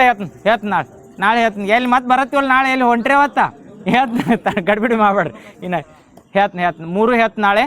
ಯಾವುದೇ ಸ್ತಬ್ಧ ಚಿತ್ರಗಳು. ಈಗ ಯಾಕೆ ಹೇಳತ್ತಿ ಅಂದ್ರೆ ಲಕ್ಕುಂಡಿ ಅಂತ ಬಂದಾಗ ನೆನಪಿಟ್ಕೋರಿ ಹೊಯ್ಸಳರ ಕಾಲದ ಶಾಸನ ಕಂಡು ಬರ್ತೈತಿ. ಎಲ್ಲಿ? ಲಕ್ಕುಂಡಿಯಾಗ. 3 ನೆನಪಿಟ್ಕೋರಿ. ಚೀರೆಕಲ್ಲು ಗುಡ್ಡ ಅಂತ ಬಂದರೆ ಎಲ್ಲಿ? ಕಾರವಾರದಾಗ ಬರ್ತದೆ. ಚೀರೆಕಲ್ಲು ಗುಡ್ಡದಾಗೂ ಶಾಸನ ಕಂಡು ಬಂದವು. ಕರೆಕ್ಟಾ? ಚೀರೆಕಲ್ಲು ಗುಡ್ಡ ಆದ್ಮೇಲೆ ನಿಟ್ಟೂರು ಬಂಡೆಗಲ್ ಶಾಸನ ಅಂತ ಬರ್ತದೆ. ನಿಟ್ಟೂರಲ್ಲಿ ಬಳ್ಳಾರಿಯಾಗ. ಆಮೇಲೆ ಲಕ್ಕುಂಡಿ ಬಂದಾಗ ಇಲ್ಲೆಲ್ಲ ಲಕ್ಕುಂಡಿ ಒಳಗೆ ಅದು ಬಂಗಾರದು ಇದನ್ನ ಸಿಕ್ಕಾವತ್ತೆ. ಯಾರೋ ಅವ್ವ ಮಗಳ ಹೋಗಿ ಕೊಟ್ಟಿದ್ರಲ್ಲ, ಅವ್ವ ಮಗ ಕೊಟ್ಟಿದ್ರು. ಬಿಡ್ರಿ. ಪ್ರೊಜೆಕ್ಟ್ ವಾಲ್ಟ್ ಅಂತ ಬರ್ತದೆ. ಯಾವ ಕಂಟ್ರಿ ಇದ್ರಿ ಇದು? ಪ್ರೊಜೆಕ್ಟ್ ವಾಲ್ಟ ಯಾವ್ದು? USA. ಎದಕ್ಕೆ ಮಾಡ್ತಾರೆ ಪ್ರೊಜೆಕ್ಟ್ ವಾಲ್ಟ? ಹೇಳಿದ್ನೆಲ್ಲ. ಪ್ರೊಜೆಕ್ಟ್ ವಾಲ್ಟ್ ಏನು ಸ್ಟೋರ್ ಮಾಡಿಟ್ಟಿರ್ತಾರೆ ಅದ್ರ ಪ್ರೊಜೆಕ್ಟ್ ವಾಲ್ಟ್ ಅಂದರೆ ಸ್ಟೋರ್ ಮಾಡಿಡೋದು. ಎದ್ರ ಬಗ್ಗೆ ಸ್ಟೋರ್ ಮಾಡಿಟ್ಟಾರು? ಡಾಟಾ ಸೆಂಟರ ಅಥವಾ ಸೈಬರ್ ಇದ್ರ ಬಗ್ಗೆ ಅಥವಾ ಆಯುರ್ವೇದಿಕ್ ಬಗ್ಗೆ ಅಥವಾ ಇನ್ನೊಂದು ಏನು ಹೇಳ್ಬೇಕು ಆನ್ಸರ್ ಅದನ್ನ ಮಿನರಲ್ಸ್, ಕ್ರಿಟಿಕಲ್ ಮಿನರಲ್ಸ್ ಬಗ್ಗೆ. ಯಾವ್ದ? ಅತಿ ವಿರಳ ಲೋಹಗಳು ಏನು ಬರ್ತಾವಲ್ಲ ಅದರದ್ದು ಒಂದು ಇದನ್ನು ಬರ್ತೈತೆ. ಏನಂದ್ರೆ ವಾಲ್ಟ್ ಅಂತ. ಈಗ ಅಮೇರಿಕಾ ಔಟ್ ಆಫ್ ಕಂಟ್ರಿ ಅಥವಾ ಯಾವುದೋ ದೇಶಗಳು ಏನದ 193 ಕಂಟ್ರಿಗಳ ಅವು ಕಂಟ್ರಿಗಳೆಲ್ಲ ಎಕ್ಸೆಸ್ ಮಾಡಿ ನೋಡ್ಬೋದು. ಯಾವುದಂದ್ರೆ ಪ್ರೊಜೆಕ್ಟ್ ವಾಲ್ಟ್ ಅಂತ ಬರ್ತೈತೆ. ಅದ್ರೊಳಗೆ ನಮ್ಮ ಜಗತ್ತಿನಾಗ ಎಷ್ಟು ವಿರಳ ಲೋಹಗಳು ಕಂಡು ಬರ್ತಾವಲ್ಲ ಅದ್ರ ಬಗ್ಗೆ ಸ್ಟಡಿ ಮಾಡಿದ್ದು ಯಾವ ಕಂಟ್ರಿದಂದ್ರೆ ಅಮೇರಿಕಾದ. ನೆನಪಿರ್ತೈತಿಲ್ಲ? ಪ್ರೊಜೆಕ್ಟ್ ವಾಲ್ಟ್ ಅಂತ ಬರ್ತೈತಿ. ಓಕೆ, ನೆಕ್ಸ್ಟ್ ಇದೆ ರೀಸೆಂಟಾಗಿ H-125 ಹೆಲಿಕಾಪ್ಟರ್ಗಳು ಅಸೆಂಬಲ್ ಮಾಡ್ರಿ. ಯಾವ ಕಂಟ್ರಿ ಸಹಾಯ ತೊಗೊಂಡಿದ್ದು? ಫ್ರಾನ್ಸ್. ಬಟ್ ಇದು ರೋಮ್ ಅತ್ತಾನಲ್ಲೂ ಫ್ರಾನ್ಸ್. ರೋಮ್ ಅಂದೆ ಏನು ಫ್ರಾನ್ಸ್ ಅಂದೆ. ಯಾವುದೇ H-125 ಎಲ್ಲಿ ಮ್ಯಾನುಫ್ಯಾಕ್ಚರ್ ಆಗಿದ್ದು? ಕೋಲಾರದ ವೇಮುಗಲ್ ಓಕೆ. ವಜ್ರ ಪ್ರಹಾರ ಎಕ್ಸರ್ಸೈಸ್ ಹೇಳಿರ್ಬಿಡ್ರಿ ಬೇಡ. ಪ್ರಹಾರತ್ ಮಾಡ್ತಾರತ್ ಹೇಳಿದ್ನಿ. ಪ್ರಹಾರ ಇದನ್ನ ಯಾವ ಮಿನಿಸ್ಟ್ರಿದವ್ರು ತರ್ತಾರ್ರಿ? ಪ್ರಹಾರ ಮಿನಿಸ್ಟ್ರಿ ಆಫ್ ಹೋಮ್ ಅಫೇರ್ಸ್ದವ್ರು. ಎದಕ್ಕೆ ಬರ್ತದೆ ಪ್ರಹಾರ? ಅಂದರೆ ಅರ್ಧ ನೆನಪಿಟ್ಕೋರಿ ಸಾಕು, ಭಾಳಲ್ಲ. ಪ್ರೋ ಆ್ಯಕ್ಟಿವ್ ಅಂತ ಬರ್ತೈತಿ. ಎದ್ರ ಸಲ್ಮಂದ್ ಅಂದರೆ ಆ್ಯಂಟಿ ಇಂಡಿಯನ್ ಆ್ಯಕ್ಟಿವಿಟೀಸ್, ಆ್ಯಂಟಿ ಗೋರ್ಮೆಂಟ್ ಆ್ಯಕ್ಟಿವಿಟೀಸ್ ಏನೋ ಮಾಡ್ತಿರ್ತಾರಲ್ಲ ಅಂಥವ್ರ ಸಲ್ಮಂದ್ ಪ್ರೋ ಆ್ಯಕ್ಟಿವಿಟಿ ಆಗು ಸಲ್ಮಂದ್ ಯಾವುದೊಂದು ಇನಿಷಿಯೇಟಿವ್ ತಂದಾರಂದ್ರೆ ಪ್ರಹಾರ ಅಂತ ಹೇಳಿದ್ ನೆನಪಿರಲಿಲ್ಲ. ಜೀರೋ ಟಾಲರೆನ್ಸ್ ಅಂತ ಕರಿತೀವಿ. ಜೀರೋ ಟಾಲರೆನ್ಸ್ ಅಂದರೆ ಯಾವುದೇ ಇಂಡಿಯನ್ ಗೌರ್ಮೆಂಟ್ ಅಗೇನೆಸ್ಟ್ ನಕ್ಸಲಿಸಮ್ ಆಗಲಿ ಟೆರರಿಸ್ಟ್ ಆಗಲಿ ಏನೋ ಬಂದರೂ ಜೀರೋ ಟಾಲರೆನ್ಸ್ ಮಾಡ್ಬೇಕಂತೇಳಿ. ನಮ್ಮಲ್ಲಿ ನಕ್ಸಲ್ ಮುಕ್ತ ದೇಶ ಅಂತ ಕರ್ಯಾತಾರೆ ಈಗ ಪ್ರೆಸೆಂಟ್. ಅದು ಅಫಿಷಿಯಲ್ ಆಗಿ ಹೇಳಕ್ಕೆ ಬರಂಗಿಲ್ಲ, ಬಟ್ ಐತಿ, ಅದನ್ನ ಒಪ್ಕೊಳ್ಬೇಕು. ಹೇಳ್ರಿ ಯಾವಾಗಿಂದ? ಮಾರ್ಚ್ 31, 2026. ಅಮಿತ್ ಶಾ ಅವ್ರು ಹೇಳ್ಯಾರ ಅದನ್ನು. ಪಲಾಮು ಟೈಗರ್ ರಿಸರ್ವ್ ರೀಸೆಂಟಾಗಿ ನ್ಯೂಸ್ನಾಗ ಜಾರ್ಖಂಡ್ನಾಗ ಏನು ಇನಿಷಿಯೇಟಿವ್ ತಂದಿದ್ರಲ್ಲಿ ಹೇಳಿದ್ನಿ, ವನ್ಯಜೀವಿಗಳ ಮನುಷ್ಯರಿದ್ದಲ್ಲಿ ಬರ್ತಾವತ್ತಂದು ಒಂದು ಇನಿಷಿಯೇಟಿವ್ ತರ್ತಾರೆ, ಪಲಾಮು ಟೈಗರ್ ರಿಸರ್ವ್. ನಾಳೆ ಎಸೆದಾಗದು ಏನರ ಬಂದು ಅಂತೇಳಿ ಈಗ ವನ್ಯಜೀವಿ ಮಾನವ ಸಂಘರ್ಷ ಆಗತ್ತೈತಿ. ಇದಕ್ಕೆ ಏನು ಕಾರಣ ತಿಂತಾವ್ ಹಾಕಿರ್ತಾರೆ 10-15 ಮಾರ್ಚಿಗೆ. ಅದು ಅಂಥವು ಬರೆಯಾಗದು ಅನುಕೂಲ ಆಕತ್ತ ಹೇಳತ್ನ. ಪಲಾಮು ಟೈಗರ್ ರಿಸರ್ವ್ದಾಗ ಒಂದು ಇನಿಷಿಯೇಟಿವ್ ತರ್ತಾರೆ. ಯಾವ್ದು? 1 GB Didi initiative. 1 GB Didi initiative ಎಲ್ಲಿ ಅಂದ್ರೆ ಪಲಾಮು ಟೈಗರ್ ರಿಸರ್ವ್. ಎಲ್ಲಿ ಬರ್ತೈತಿ? ಜಾರ್ಖಂಡ್ನಾಗ. ನೆನಪಿಟ್ಕೋರಿ. ಜಾರ್ಖಂಡ್ದಾಗ ನಡೆದಿತ್ತಾನೆ ಎಲೆಕ್ಷನ್ ಈಗ? ಇಲ್ಲ, ಇದ್ರೊಳಗೆ. ನೆಕ್ಸ್ಟ್ ಹೇಳ್ರಿ, ನೀತಿ ಆಯೋಗ ಬಂದಾಗ ನೀತಿ ಆಯೋಗದ ಚೇರ್ಪರ್ಸನ್ ಯಾರು ಇರ್ತಾರ? PM ಇರ್ತಾರ. ವೈಸ್ ಚೇರ್ಪರ್ಸನ್ ಯಾರದಾರ? ಅಶೋಕ್ ಲೆಹರಿ ಆಗ್ಯಾರ. ಆಮೇಲೆ CEO ಬಂದಾಗ ಯಾರು ಬರ್ತಾರ? ನಿಧಿ ಚಿಬ್ಬಾರತ್ ಬರ್ತಾರೆ. ಈಗ ಹೇಳ್ರಿ ನೋಡು, ನಮ್ಮಲ್ಲಿ CPO ಇನಿಷಿಯೇಟಿವ್ ಅತ್ತ CPO ಪೋರ್ಟಲ್ ಅಂತ ತಂದಾರ. ಇದನ್ನ ಯಾವ ಒಂದು ಆರ್ಗನೈಸೇಷನ್ದವ್ರು ತರ್ತಾರೆ? CPO ಫುಲ್ ಫಾರ್ಮ್ ಹೇಳ್ಬಿಡ್ತಾನೆ. ಆದ್ರೆ CPO ಅಂದ್ರೆ ಸೆಂಟ್ರಲ್ ಪ್ರಭಾರಿ ಆಫೀಸರ್ ಅಂತ ಕರೀತಾರೆ. ಸೆಂಟ್ರಲ್ ಪ್ರಭಾರಿ ಆಫೀಸರ್ ಅಂತ ಹೇಳಿ ಈ CPO ಪೋರ್ಟಲ್ ಅಂತ ಲಾಂಚ್ ಮಾಡ್ತಾರೆ. ಯಾರು ತರ್ತಾರೆ ಇದನ್ನು? ಈಗ ಅದ್ರ ಬಗ್ಗೆನೇ ಹೇಳಿನ. ಅದಕ್ಕೆ ನೀತಿ ಆಯೋಗದ ಮುಂದುವರೆದ ಭಾಗ ಅಂದಂಗೆ ಈ CPO ಅಂತ ಎದಕ್ಕೆ ಹೇಳ್ತಾನೆ ನೋಡ್ರಿ. ಸೆಂಟ್ರಲ್ ಏನಂತ ಹೇಳಿ CPO ಅಂದ್ರೆ ಫುಲ್ ಫಾರ್ಮ್ ಸೆಂಟ್ರಲ್. P ಅಂದ್ರೆ ಪ್ರಭಾರಿ ಆಫೀಸರ್. ಈ ಪ್ರಭಾರಿ ಆಫೀಸರ್ ಐತಿ ಯಾಕತ್ತಾರ ಅಂದ್ರೆ 2023 ಅನ್ನೋದು 2018ರಾಗ ತಂದಿರ್ತಾರೆ. ಏನಂದ್ರೆ ಆಸ್ಪಿರೇಷನಲ್ ಡಿಸ್ಟ್ರಿಕ್ಟ್ ಪ್ರೋಗ್ರಾಮ್ ಅಂತ ತರ್ತಾರೆ. ನೆನಪೈತಿ? ಯಾರು ತರ್ತಾರೆ ಇದನ್ನ? ನೀತಿ ಆಯೋಗದವ್ರು ತರ್ತಾರಲ್ಲ. ಆಸ್ಪಿರೇಷನಲ್ ಡಿಸ್ಟ್ರಿಕ್ಟ್ ಪ್ರೋಗ್ರಾಮ್ ಅಂತ ತಂದಿರ. ಆಸ್ಪಿರೇಷನಲ್ ಡಿಸ್ಟ್ರಿಕ್ಟ್ ಪ್ರೋಗ್ರಾಮ್ ಅಂದ್ರೆ ಆಕಾಂಕ್ಷ ಜಿಲ್ಲೆಗಳ ಕಾರ್ಯಕ್ರಮ ಅಂತ ಕರೀತಾರೆ. ಆಕಾಂಕ್ಷ ಜಿಲ್ಲೆಗಳ ಕಾರ್ಯಕ್ರಮ ಅಂತೇಳಿ ಇದ್ರ ಮೇಲೆ ಎದಕ್ಕೆ ಕೇಳ್ಬೋದು ಅಂದ್ರೆ ಕರ್ತವ್ಯದಾಗ ಐತಿ ಅಲ್ಲ, ಆಸ್ಪಿರೇಷನಲ್ ನಮ್ಮ ಫುಲ್ಫಿಲ್ ಮಾಡ್ಬೇಕಂತೇಳಿ 3 ಕರ್ತವ್ಯಗಳದಾವ ಬಜೆಟ್ನಾಗ. ಆ ಕರ್ತವ್ಯದಾಗ ಇದು ಐತಿ. ಅದ್ರ ಸಲ್ಮಂದ ಇದನ್ನ ಯಾವ ಇಯರ್ದಾಗ ತರ್ತಾರೆ? Aspirational district program. ಇದು ನೆನಪಿಟ್ಕೋರಿ. ಸ್ಕೀಮ್ಸ್ ಮೇಲೆ ಕೇಳಿರ್ತಾರೆ. ಇದು ಕರೆಂಟ್ ಅಫೇರ್ಸ್ ಅಂತ ಬರಂಗಿಲ್ಲ, ಎಕನಾಮಿಕ್ಸ್ ಒಳಗೆ ಕೇಳ್ಬೋದು. ಆಸ್ಪಿರೇಷನಲ್ ಡಿಸ್ಟ್ರಿಕ್ಟ್ ಪ್ರೋಗ್ರಾಮ್ ಅಂತ ತಂದಿರ್ತಾರೆ. ಯಾಕಂದ್ರೆ ಅಂಡರ್ ಡೆವಲಪ್ಡ್ ಡಿಸ್ಟ್ರಿಕ್ಟ್ ಅಥವಾ ಅಂಡರ್ ಡೆವಲಪ್ಡ್ ಅಥವಾ ಅಭಿವೃದ್ಧಿ ಆಗಲಾರದ ಜಿಲ್ಲೆಗಳೇನಿರ್ತಲ್ಲ ಅವ್ನು ಅಭಿವೃದ್ಧಿ ಮಾಡ್ಬೇಕಂತ ತರ್ತಾರೆ. ಯಾವುದಂದ್ರೆ ಆಸ್ಪಿರೇಷನಲ್ ಡಿಸ್ಟ್ರಿಕ್ಟ್ ಪ್ರೋಗ್ರಾಮ್ ಅಂತೇಳಿ. ಈ ಇನಿಷಿಯೇಟಿವ್ದಾಗ ಎಷ್ಟು ಡಿಸ್ಟ್ರಿಕ್ಟ್ಗಳನ್ನ ಕನ್ಸಿಡರ್ ಮಾಡಿದ್ರಿ? ಇದು ಭಾಳ ಸರಿಯಾಗಿ ಕೇಳಿದ್ರು. 112, 500, 600, 800, 112 ಜಿಲ್ಲೆಗಳನ್ನು ಕನ್ಸಿಡರ್ ಮಾಡಿ. ಈ 112 ಜಿಲ್ಲೆಗಳನ್ನು ಮಾಡ್ಬೇಕಾದ್ರೆ ಒಂದು ಸ್ಟ್ರಾಟರ್ಜಿ ತಂದಿದ್ದು 3C ಸ್ಟ್ರಾಟರ್ಜಿ ಅಂತ ಕರೀತಾರೆ. 3C ಅಂತ ಬರ್ತದೆ. 3C ಫಾರ್ಮುಲಾ ಅಂತ ಕರೀತಾರೆ. 3C ಅಂತ ಬಂದಾಗ 3C ಹೆಸರಲ್ಲೇ ಸ್ಟಾರ್ಟ್ ಆಕವು. ಒಂದೇದು C ಅಂದ್ರೆ ಕನ್ವರ್ಜೆನ್ಸ್ ಅಂತ ಕರೀತಾರೆ. ಇವು 3 ಎಕ್ಸ್ಪ್ಲೇನ್ ಮಾಡ್ತಾ ಒಮ್ಮೆ ನೆನಪಿಟ್ಕೋರಿ. ಎದ್ರ ಬಗ್ಗೆ ಹೇಳತ್ತೀನಿ ಹೇಳ್ರಿ ಮೊದಲು. ಅದಕ್ಕೆ CPO ಪೋರ್ಟಲ್ ಅಂತ ಲಾಂಚ್ ಮಾಡ್ಯಾರ. ಇದ ಮೇದಾಗ ಮಣ್ಣು. ಇದು ಮೇ ಯಾವಾಗ? ನಿನ್ನೆ ಯಾವ್ದು ತಿಂಗಳನ್ನ? ಇದೇ ತಿಂಗಳಲ್ಲ, ಮೇ ತಿಂಗಳು. ಈಗ ಮೊನ್ನೆ 2026ರಾಗ ರೀಸೆಂಟಾಗಿ ಯಾವುದಂದ್ರೆ CPO ಪೋರ್ಟಲ್ ಅಂತ ಮಾಡ್ತಾರೆ. ಯಾರು ಮಾಡ್ತಾರೆ ಅಂದ್ರೆ ನೀತಿ ಆಯೋಗದವ್ರು ಮಾಡ್ಯಾರ. ಎದಕ್ಕೆ CPO ಪೋರ್ಟಲ್ ಅಂದ್ರೆ CPO ಹೆಸರಿನಾಗ ಐತಿ, ಸೆಂಟ್ರಲ್ ಪ್ರಭಾರಿ ಆಫೀಸರ್. ಈ ಪ್ರಭಾರಿ ಆಫೀಸರ್ದು ಈಗ ಹೇಳ್ತಾನೆ ಆಸ್ಪಿರೇಷನಲ್ ಡಿಸ್ಟ್ರಿಕ್ಟ್ ಪ್ರೋಗ್ರಾಮ್ ಅಂತ ಯಾವ ಇಯರ್ದಾಗ ತರ್ತಾರೆ ಅಂದ್ರೆ 2018ರಾಗ. ಎಷ್ಟು ಜಿಲ್ಲೆಗಳನ್ನು ಅಭಿವೃದ್ಧಿ ಮಾಡ್ಬೇಕಂದಿದ್ರಂದ್ರೆ 112 ಜಿಲ್ಲೆಗಳನ್ನ. ಎಂಥವಂದ್ರೆ ಡೆವಲಪ್ ಆಗಲಾರ್ದು. ಅದರೊಳಗೆ ಏನು ಮಾಡಿರ್ತಾರೆ? ಜಿಲ್ಲೆಗಳನ್ನ ಡೆವಲಪ್ ಮಾಡ್ಬೇಕಾರೆ ಅವರೊಂದು ಸೆಂಟ್ರಲ್ದಾಗ ಫಾರ್ಮುಲಾ ಯೂಸ್ ಮಾಡಿರ್ತಾರೆ. ಯಾವುದಂದ್ರೆ 3C ಅಂತ ಬರ್ತದೆ. 3Cದಾಗ ಹೇಳ್ತಾನೆ ಫಾರ್ಮುಲಾ. ಒಂದೇದು C ಅಂದ್ರೆ ಏನು ಬರ್ತದೆ ಅಂದ್ರೆ ಕನ್ವರ್ಜೆನ್ಸ್ ಅಂತ ಕರೀತಾರೆ. ಈ ಕನ್ವರ್ಜೆನ್ಸ್ ಎದಕ್ಕೆ ಮಾಡ್ತಿರ್ತಾರೆ ಅಂದ್ರೆ ಈಗ ಜಿಲ್ಲೆಗಳನ್ನ ಅಭಿವೃದ್ಧಿ ಮಾಡ್ಬೇಕು. ಜಿಲ್ಲೆಗಳನ್ನ ಅಭಿವೃದ್ಧಿ ಮಾಡೋಕೆ ಸೆಂಟ್ರಲ್ ಗೌರ್ಮೆಂಟ್ದವ್ರು ಒಂದು ಸ್ಕೀಮ್ ತಂದಿರ್ತಾರೆ, ಸ್ಟೇಟ್ ಗೌರ್ಮೆಂಟ್ದವ್ರು ಒಂದು ಸ್ಕೀಮ್ ತಂದಿರ್ತಾರೆ. ಹೆಂಗಂದ್ರೆ ಎಕ್ಸಾಂಪಲ್ ಈಗ ಜಲ್ ಜೀವನ್ ಮಿಷನ್ ಯಾರ್ದ್ರಿ? ಸೆಂಟ್ರಲ್ ಗೌರ್ಮೆಂಟ್ದವ್ರು. ಈಗ ನಾವು ಸ್ಟೇಟ್ ಗೌರ್ಮೆಂಟ್ದವ್ರು ಏನು ಮಾಡೋದು? ಕರ್ನಾಟಕ ಜಲ್ ಜೀವನ್ ಮಿಷನ್ ಅಂತ ಹೊಸ ತಂದ್ರತ್ತೇಳಿ. ಇವೆರಡು ಸ್ಕೀಮ್ ಒಂದೇ ಉದ್ದೇಶಕ್ಕೆ ಐತಿ. ಯಾವ ಒಂದೇ ಉದ್ದೇಶಕ್ಕೆ ಸ್ಕೀಮ್ಗಳು ಇರ್ತಾವಲ್ಲ ಅವ್ನು ಕನ್ವರ್ಜೆನ್ಸ್ ಮಾಡಿ ಏನು ಮಾಡೋದು ಅಂದ್ರೆ ಆ ಡಿಸ್ಟಿಕ್ನ ಇಂಪ್ರೂವ್ ಮಾಡೋದು. ಎದಕ್ಕೆ ಇದ್ರೊಳಗೆ ಕನ್ವರ್ಜೆನ್ಸ್ ಮಾಡ್ತಾರೆ ಅಥವಾ 3C ಫಾರ್ಮುಲಾ ಯೂಸ್ ಮಾಡ್ತಾರೆ ಅಂದ್ರೆ ಜಿಲ್ಲೆ ಒಳಗೆ ರೊಕ್ಕ ಇರ್ತೈತಲ್ಲ. ಈಗ ಸೆಂಟ್ರಲ್ದವ್ರು ಒಂದು ಬಜೆಟ್ನಾಗ ರೊಕ್ಕ ಕೊಟ್ಟಾರ 100 ಕೋಟಿ, ಸೇಮ್ ಇವರ ಸ್ಟೇಟ್ದವ್ರು ಒಂದು 50 ಕೋಟಿ ಅದ ಬಜೆಟ್ಗೆ ಹಾಕ್ತಾರೆ. ಅದ ಉದ್ದೇಶ ಇರ್ತೈತಿ. ಯಾಕಂದ್ರೆ ನೀರ ಕೊಡೋ ಉದ್ದೇಶ ಇದ್ರೆ 2 ಕೂಡ 150 ಕೋಟಿ ಒಮ್ಮೆ ಹಾಕಿ ಇಂಪ್ರೂವ್ಮೆಂಟ್ ಮಾಡ್ಬೋದಲ್ಲ. ಅದಕ್ಕೆ ಸೆಂಟ್ರಲ್ ಸೆಕ್ಟರ್ ಸ್ಕೀಮ್ ಮತ್ತು ಸ್ಟೇಟ್ ಸೆಕ್ಟರ್ ಸ್ಕೀಮ್ಸ್ ಏನಿರ್ತಾವಲ್ಲ ಒಂದೇ ಉದ್ದೇಶದ್ದು ಅಥವಾ ಒಂದೇ ಏಮ್ ಇದ್ದಿದ್ದು ಅವ್ನು ಕನ್ವರ್ಜೆನ್ಸ್ ಮಾಡೋದು 1A C. ಗೊತ್ತಲ್ಲ ಯಾವ C ಹೇಳತ್ತಿದ್ನಿ? 3C formula. 1A C ಅದಕ್ಕಂದ್ರೆ ಕನ್ವರ್ಜೆನ್ಸ್. ಎರಡನೇ ಸಿ ಏನಂದ್ರೆ ಕೊಲ್ಯಾಬ್ರೇಷನ್ ಅಂತ ಕರಿತಾರೆ. ಈ ಕೊಲ್ಯಾಬ್ರೇಷನ್ದಾಗ ಬರ್ತೈತಿ ಈ ಪೋರ್ಟಲ್ ಎದಕ್ಕೆ ನ್ಯೂಸ್ನಾಗ ಐತೆ ಅಂತ ಹೇಳಿ. ಈ ಕೊಲ್ಯಾಬ್ರೇಷನ್ ಅಂತ ಆಸ್ಪಿರೇಷನಲ್ ಡಿಸ್ಟ್ರಿಕ್ಟ್ ಪ್ರೋಗ್ರಾಮ್ ಅಂತ ಮಾಡಿದ್ರಲ್ಲ, ಆ ಕೊಲ್ಯಾಬ್ರೇಷನ್ದಾಗ ಏನಿರ್ತೈತೆ ಅಂದ್ರೆ ಈ ನೀತಿ ಆಯೋಗದಿಂದ ಒಬ್ರು ಸೆಂಟ್ರಲ್ ಲೆವೆಲ್ ಆಫೀಸರ್ ಇರ್ತಾರೆ, ಅವ್ರಿಗೆ ಏನಂತಾರೆ ಅಂದ್ರೆ ಪ್ರಭಾರಿ ಆಫೀಸರ್ ಅಂತ ಕರಿತಾರೆ. ಈ ಪೋರ್ಟಲ್ ತರೋಕ್ಕಿಂತ ಮುಂಚೆನೂ ಆಸ್ಪಿರೇಷನಲ್ ಡಿಸ್ಟ್ರಿಕ್ಟ್ ಪ್ರೋಗ್ರಾಮ್ ಅಂತ ಏನು ಬಂದಿರ್ತೈತಲ್ಲ, ಅವಾಗ ಪ್ರಭಾರಿ ಆಫೀಸರ್ ಅಂತ ನೇಮಕ ಮಾಡಿರ್ತಾರೆ. ಇವ್ರು ಎದ್ರ ಸಲ್ಮಂದ್ ಅಂದ್ರೆ ಆಸ್ಪಿರೇಷನಲ್ ಡಿಸ್ಟ್ರಿಕ್ಟ್ ಪ್ರೋಗ್ರಾಮ್ನಾಗ ಏನೋ ಸ್ಕೀಮ್ಸ್ ಬರಲಿ ಏನೋ ಬರಲಿ ಅದ್ರದ್ದು ಹೆಡ್ ಯಾರು ಇರ್ತಾರೆ ಅಂದ್ರೆ ಯಾರಿರ್ತಾರ? ಪ್ರಧಾನಮಂತ್ರಿ ಅಲ್ಲ, ಅದು ನೀತಿ ಆಯೋಗದ ಹೆಡ್ ಇರ್ತಾರೆ. ಈ ಆಸ್ಪಿರೇಷನಲ್ ಡಿಸ್ಟ್ರಿಕ್ಟ್ ಪ್ರೋಗ್ರಾಮ್ದು ಏನು ಇಂಪ್ಲಿಮೆಂಟ್ ಮಾಡೋ ಏಜೆನ್ಸಿ ಇರ್ತದಲ್ಲ, ಅದ್ರ ಹೆಡ್ಡಿಗೆ ಯಾರು ಇರ್ತಾರೆ? ಪ್ರಭಾರಿ ಆಫೀಸರ್ ಅಂತ ಕರಿತಾರೆ. ಈಗ ಎರಡನೇ ಸಿ ಏನು ಹೇಳಿದ್ನಿ, ಒಂದೇದು ಕನ್ವರ್ಜೆನ್ಸ್ ಆತ, ಸ್ಟೇಟ್ದ ಮತ್ತು ಸೆಂಟ್ರಲ್ ಸೆಕ್ಟರ್ ಸ್ಕೀಮ್ಗಳನ್ನ ಕನ್ವರ್ಟ್ ಮಾಡೋದು ಅಥವಾ ಮರ್ಜ್ ಮಾಡೋದು. ಅದಾದ್ಮೇಲೆ ಏನು ಹೇಳಿ, ಕೊಲ್ಯಾಬ್ರೇಷನ್ ಅಂತ ಹೇಳಿ. ಈ ಕೊಲ್ಯಾಬ್ರೇಷನ್ ಹೆಂಗೆ ಮಾಡ್ತಾರೆ ಅಂದ್ರೆ ಸೆಂಟ್ರಲ್ ಲೆವೆಲ್ ಪ್ರಭಾರಿ ಆಫೀಸರ್ ಅಂತ ಬರ್ತಾರೆ. ಅದಾದ್ಮೇಲೆ ಸ್ಟೇಟ್ ಲೆವೆಲ್ ಆಫೀಸರ್ ಒಬ್ರು ಇರ್ತಾರೆ ಇದನ್ನ ಇಂಪ್ಲಿಮೆಂಟ್ ಮಾಡಕ್ಕೆ. ಅದಾದ್ಮೇಲೆ ಡಿಸ್ಟ್ರಿಕ್ಟ್ ಕಮಿಷನರ್ ಏನಿರ್ತಾರಲ್ಲ, ಇವ್ರು 3 ಮಂದಿ ಕೊಲ್ಯಾಬ್ರೇಷನ್ ಮಾಡಿ ಇಂಪ್ಲಿಮೆಂಟ್ ಮಾಡ್ಬೇಕು. ಇದು ಎರಡನೇದು ಕೊಲಾಬ್ರೇಷನ್ ಆಯ್ತು. ಮೂರನೇದು ಸಿ ಅಂತ ಬಂದಾಗ ಕಾಂಪಿಟೇಷನ್ ಅಂತ ಬರ್ತೈತಿ. 3C ಫಾರ್ಮುಲಾ ನೆನಪಿಟ್ಕೋರಿ. ಯಾಕಂದರೆ ಆಸ್ಪಿರೇಷನಲ್ ಡಿಸ್ಟ್ರಿಕ್ಟ್ ಪ್ರೋಗ್ರಾಮ್ ಬಂದಾಗೂ 3C ಫಾರ್ಮುಲಾ ಬರ್ತೈತಿ. ಆಮೇಲೆ ಇನ್ನೊಂದು ಯಾವ್ದು ಬರ್ತೈತೆ, ಅದು ಆಸ್ಪಿರೇಷನಲ್ ಬ್ಲಾಕ್ ಪ್ರೋಗ್ರಾಮ್ ಅಂತ ಬರ್ತೈತಲ್ಲ, ಅದಕ್ಕೂ 3C ಫಾರ್ಮುಲಾ ಮೇಲೆ ಇಂಪ್ಲಿಮೆಂಟ್ ಮಾಡ್ತಿರ್ತಾರೆ. 3C ಹೇಳಿ. ಒಂದೇದು ಯಾವ್ದಂದ್ರೆ ಕನ್ವರ್ಜೆನ್ಸ್ದಾಗ ಏನು ಮಾಡ್ತಾರೆ, ಮತ್ತು ಅದನ್ನ ಮರಿಬೇಡ್ರಿ, ಇಟ್ಟೋತನ ಹೇಳಿದ ಮೇಲೆ ಅದ ಹೋಗ್ತದ್ದಿರಿ. ಸೆಂಟ್ರಲ್ ಸೆಕ್ಟರ್ದ ಮತ್ತು ಸ್ಟೇಟ್ ಸೆಕ್ಟರ್ ಸ್ಕೀಮ್ಸ್ಗಳು ಏನಿರ್ತಲ್ಲ ಅವ್ನು ಮರ್ಜ್ ಮಾಡಿ ಇಂಪ್ಲಿಮೆಂಟ್ ಮಾಡೋದು. ಮರ್ಜ್ ಮಾಡೋ ಉದ್ದೇಶ ಎದಕ್ಕೆ ಅದು ಗೊತ್ತಾತಲ್ಲ, ಎರಡು ಅನಾವಶ್ಯಕವಾಗಿ ದುಡ್ಡು ಸ್ಪೆಂಡ್ ಮಾಡೋದು ಬಿಟ್ಟ, ಈಗ 150 ಕೋಟಿ ಮಾಡೋದಿತ್ತು ಅಂತೇಳಿ ಬೇರೆ ಮಾಡೋದು ಬೇಡ, ಮರ್ಜ್ ಮಾಡಿದ್ರೆ ಜಲ್ದಿ ಇಂಪ್ಲಿಮೆಂಟ್ ಆಕೈತೆ ಅಂತ ಹೇಳಿ 1ನೇ ಸಿ. 2ನೇ ಸಿ ಬಂದಾಗ ಕೊಲ್ಯಾಬ್ರೇಷನ್ ಕೊಡ್ಬೇಕು. ಈಗ ಸೆಂಟ್ರಲ್ ಸೆಕ್ಟರ್ದವ್ರು ಒಂದು ಹೇಳ್ಕೊಡ್ಲೆ ನಾವು ಸ್ಟೇಟ್ ಸೆಕ್ಟರ್ದವ್ರು ಮಾಡಂಗಿಲ್ಲ ಅಂದ್ರೆ, ಈಗ ತಾಲೂಕು ಲೆವೆಲ್ ತಹಸೀಲ್ದಾರ್ ಒಂದು ಹೇಳ್ತಾರೆ, ಅಲ್ಲಿ PDO ಇದನ್ನ ಇಂಪ್ಲಿಮೆಂಟ್ ಮಾಡಂಗಿಲ್ಲ ಅಂದ್ರೆ ನಡೆಯಂಗಿಲ್ಲಲ್ಲ. ಅದಕ್ಕೆ 2ನೇದು ಏನಂದ್ರೆ ಕೊಲ್ಯಾಬ್ರೇಷನ್ ಅಂತ ಬರ್ತೈತೆ, ಸಿ ಆತು. ಇನ್ನೊಂದು ಸಿ ಬಂದಾಗ ಕಾಂಪಿಟೇಷನ್. ಈ ಕಾಂಪಿಟೇಷನ್ದಿಂದ ಏನು ಮಾಡ್ತಾರೆ ಅಂದ್ರೆ ಡೆಲ್ಟಾ ಇಂಡೆಕ್ಸ್ ಅಂತ ಕೊಡ್ತಾರೆ. ಈ ಕಾಂಪಿಟೇಷನ್ದಾಗ ಏನಂದ್ರೆ ಆಸ್ಪಿರೇಷನಲ್ ಡಿಸ್ಟ್ರಿಕ್ಟ್ ಪ್ರೋಗ್ರಾಮ್ ಅಂತ ಹೇಳಿದ್ವಲ್ರಿ, 112 ಡಿಸ್ಟ್ರಿಕ್ಟ್ಗಳದಾವು. ಈಗ ಒಂದು ಡಿಸ್ಟ್ರಿಕ್ನ ಅದು ಇಂಪ್ರೂವ್ಮೆಂಟ್ ಮಾಡ್ಬೇಕಾದ್ರೆ ಇನ್ನೊಂದು ಡಿಸ್ಟ್ರಿಕ್ಟ್ ಜೋಡ ಕಾಂಪಿಟೇಷನ್ ಇದ್ದಾಗ ಅದಕ್ಕೆ ಉತ್ಸಾಹ ಬರ್ತೈತೆ ಅಲ್ಲಿ ಮಾಡ್ಬೇಕಂತೇಳಿ. ಇಲ್ಲಾರ ಡಿಸ್ಟ್ರಿಕ್ಟ್ ಕಮಿಷನರ್ ಇರ್ತಾರಲ್ಲ, ಅವ್ರಿಗೆ ಎನರ್ಜಿ ಬರ್ತೈತೆ, ಯಾಕಂದ್ರೆ ಆ ಡಿಸ್ಟ್ರಿಕ್ಟ್ ನಮ್ಗಿಂತ ಮುಂದೆ ಹೋಗ್ತೈತೆ ಅಂತೇಳಿ ಅಂಥದ್ದು ಕಾಂಪಿಟೇಷನ್ ಕನ್ವರ್ಟ್ ಮಾಡ್ತಾರೆ. ಯಾಕಂದ್ರೆ ಎವ್ರಿ ಇಯರ್ ಏನು ಮಾಡ್ತಿರ್ತಾರೆ, ಡೆಲ್ಟಾ ಇಂಡೆಕ್ಸ್ ಅಂತ ಹೊಡ್ಸೋತೋಕಾರ. ಆ ಇಂಡೆಕ್ಸ್ ಏನು ಇಂಪಾರ್ಟೆಂಟ್ ಇಲ್ಲ, ಬಟ್ ಇವು ಏನು ಸಿ ಅದಾವಲ್ಲ ನೆನಪಿಟ್ಕೋರಿ. 3C ಗೊತ್ತಾದವಲ್ಲ. 1ನೇ ಸಿ ಅದಕ್ಕೆ ಕನ್ವರ್ಜೆನ್ಸ್, 2ನೇ ಸಿ ಮತ್ತು ಅವು ಎದಕ್ಕೆ ನೆನಪಿಟ್ಕೋರಿ, ಹೇಳಿಕೆ ಟೈಪ್ ಮತ್ತು ಮರ್ಜ್ ಆಗಬಾರ್ದು. ಅದಕ್ಕೆ ಯಾವುದಂದ್ರೆ 2ನೇದ ಕೊಲ್ಯಾಬ್ರೇಷನ್. 3rd ಬಂದಾಗ ಕಾಂಪಿಟೇಷನ್. 3C ಸ್ಟ್ರಾಟಜಿ ಅಂತ ಕರೀತಾರೆ. ಯಾವ ಪ್ರೋಗ್ರಾಮ್ನ ಇಂಪ್ಲಿಮೆಂಟೇಷನ್ ಮಾಡಕ್ಕಂದ್ರೆ aspirational district program. Aspirational district ಪ್ರೋಗ್ರಾಮ್ನ ಇಂಪ್ಲಿಮೆಂಟ್ ಮಾಡೋದು ಹೈಯೆಸ್ಟ್ ಆಫೀಸರ್ ಯಾರಂದ್ರೆ ಪ್ರಭಾರಿ ಆಫೀಸರ್ ಅಂತ ಕರೀತಾರೆ. ಅದನ್ನೇ ಈಗ ಮೇದಾಗ ಏನು ಮಾಡ್ಯಾರ ಅಂದ್ರೆ CPO ಪೋರ್ಟಲ್ ಅಂತ ಮಾಡ್ಯಾರ. ಏನು CPO portal full form? Central Prabhari officer. ಇದ್ರದ್ದು ಮುಂದುವರೆದ ಭಾಗ. ಇದು ಯಾವ ಇಯರ್ದಾಗ ಬಂದಿರ್ತೈತೆ ಆಸ್ಪಿರೇಷನಲ್ ಡಿಸ್ಟ್ರಿಕ್ಟ್ ಪ್ರೋಗ್ರಾಮ್?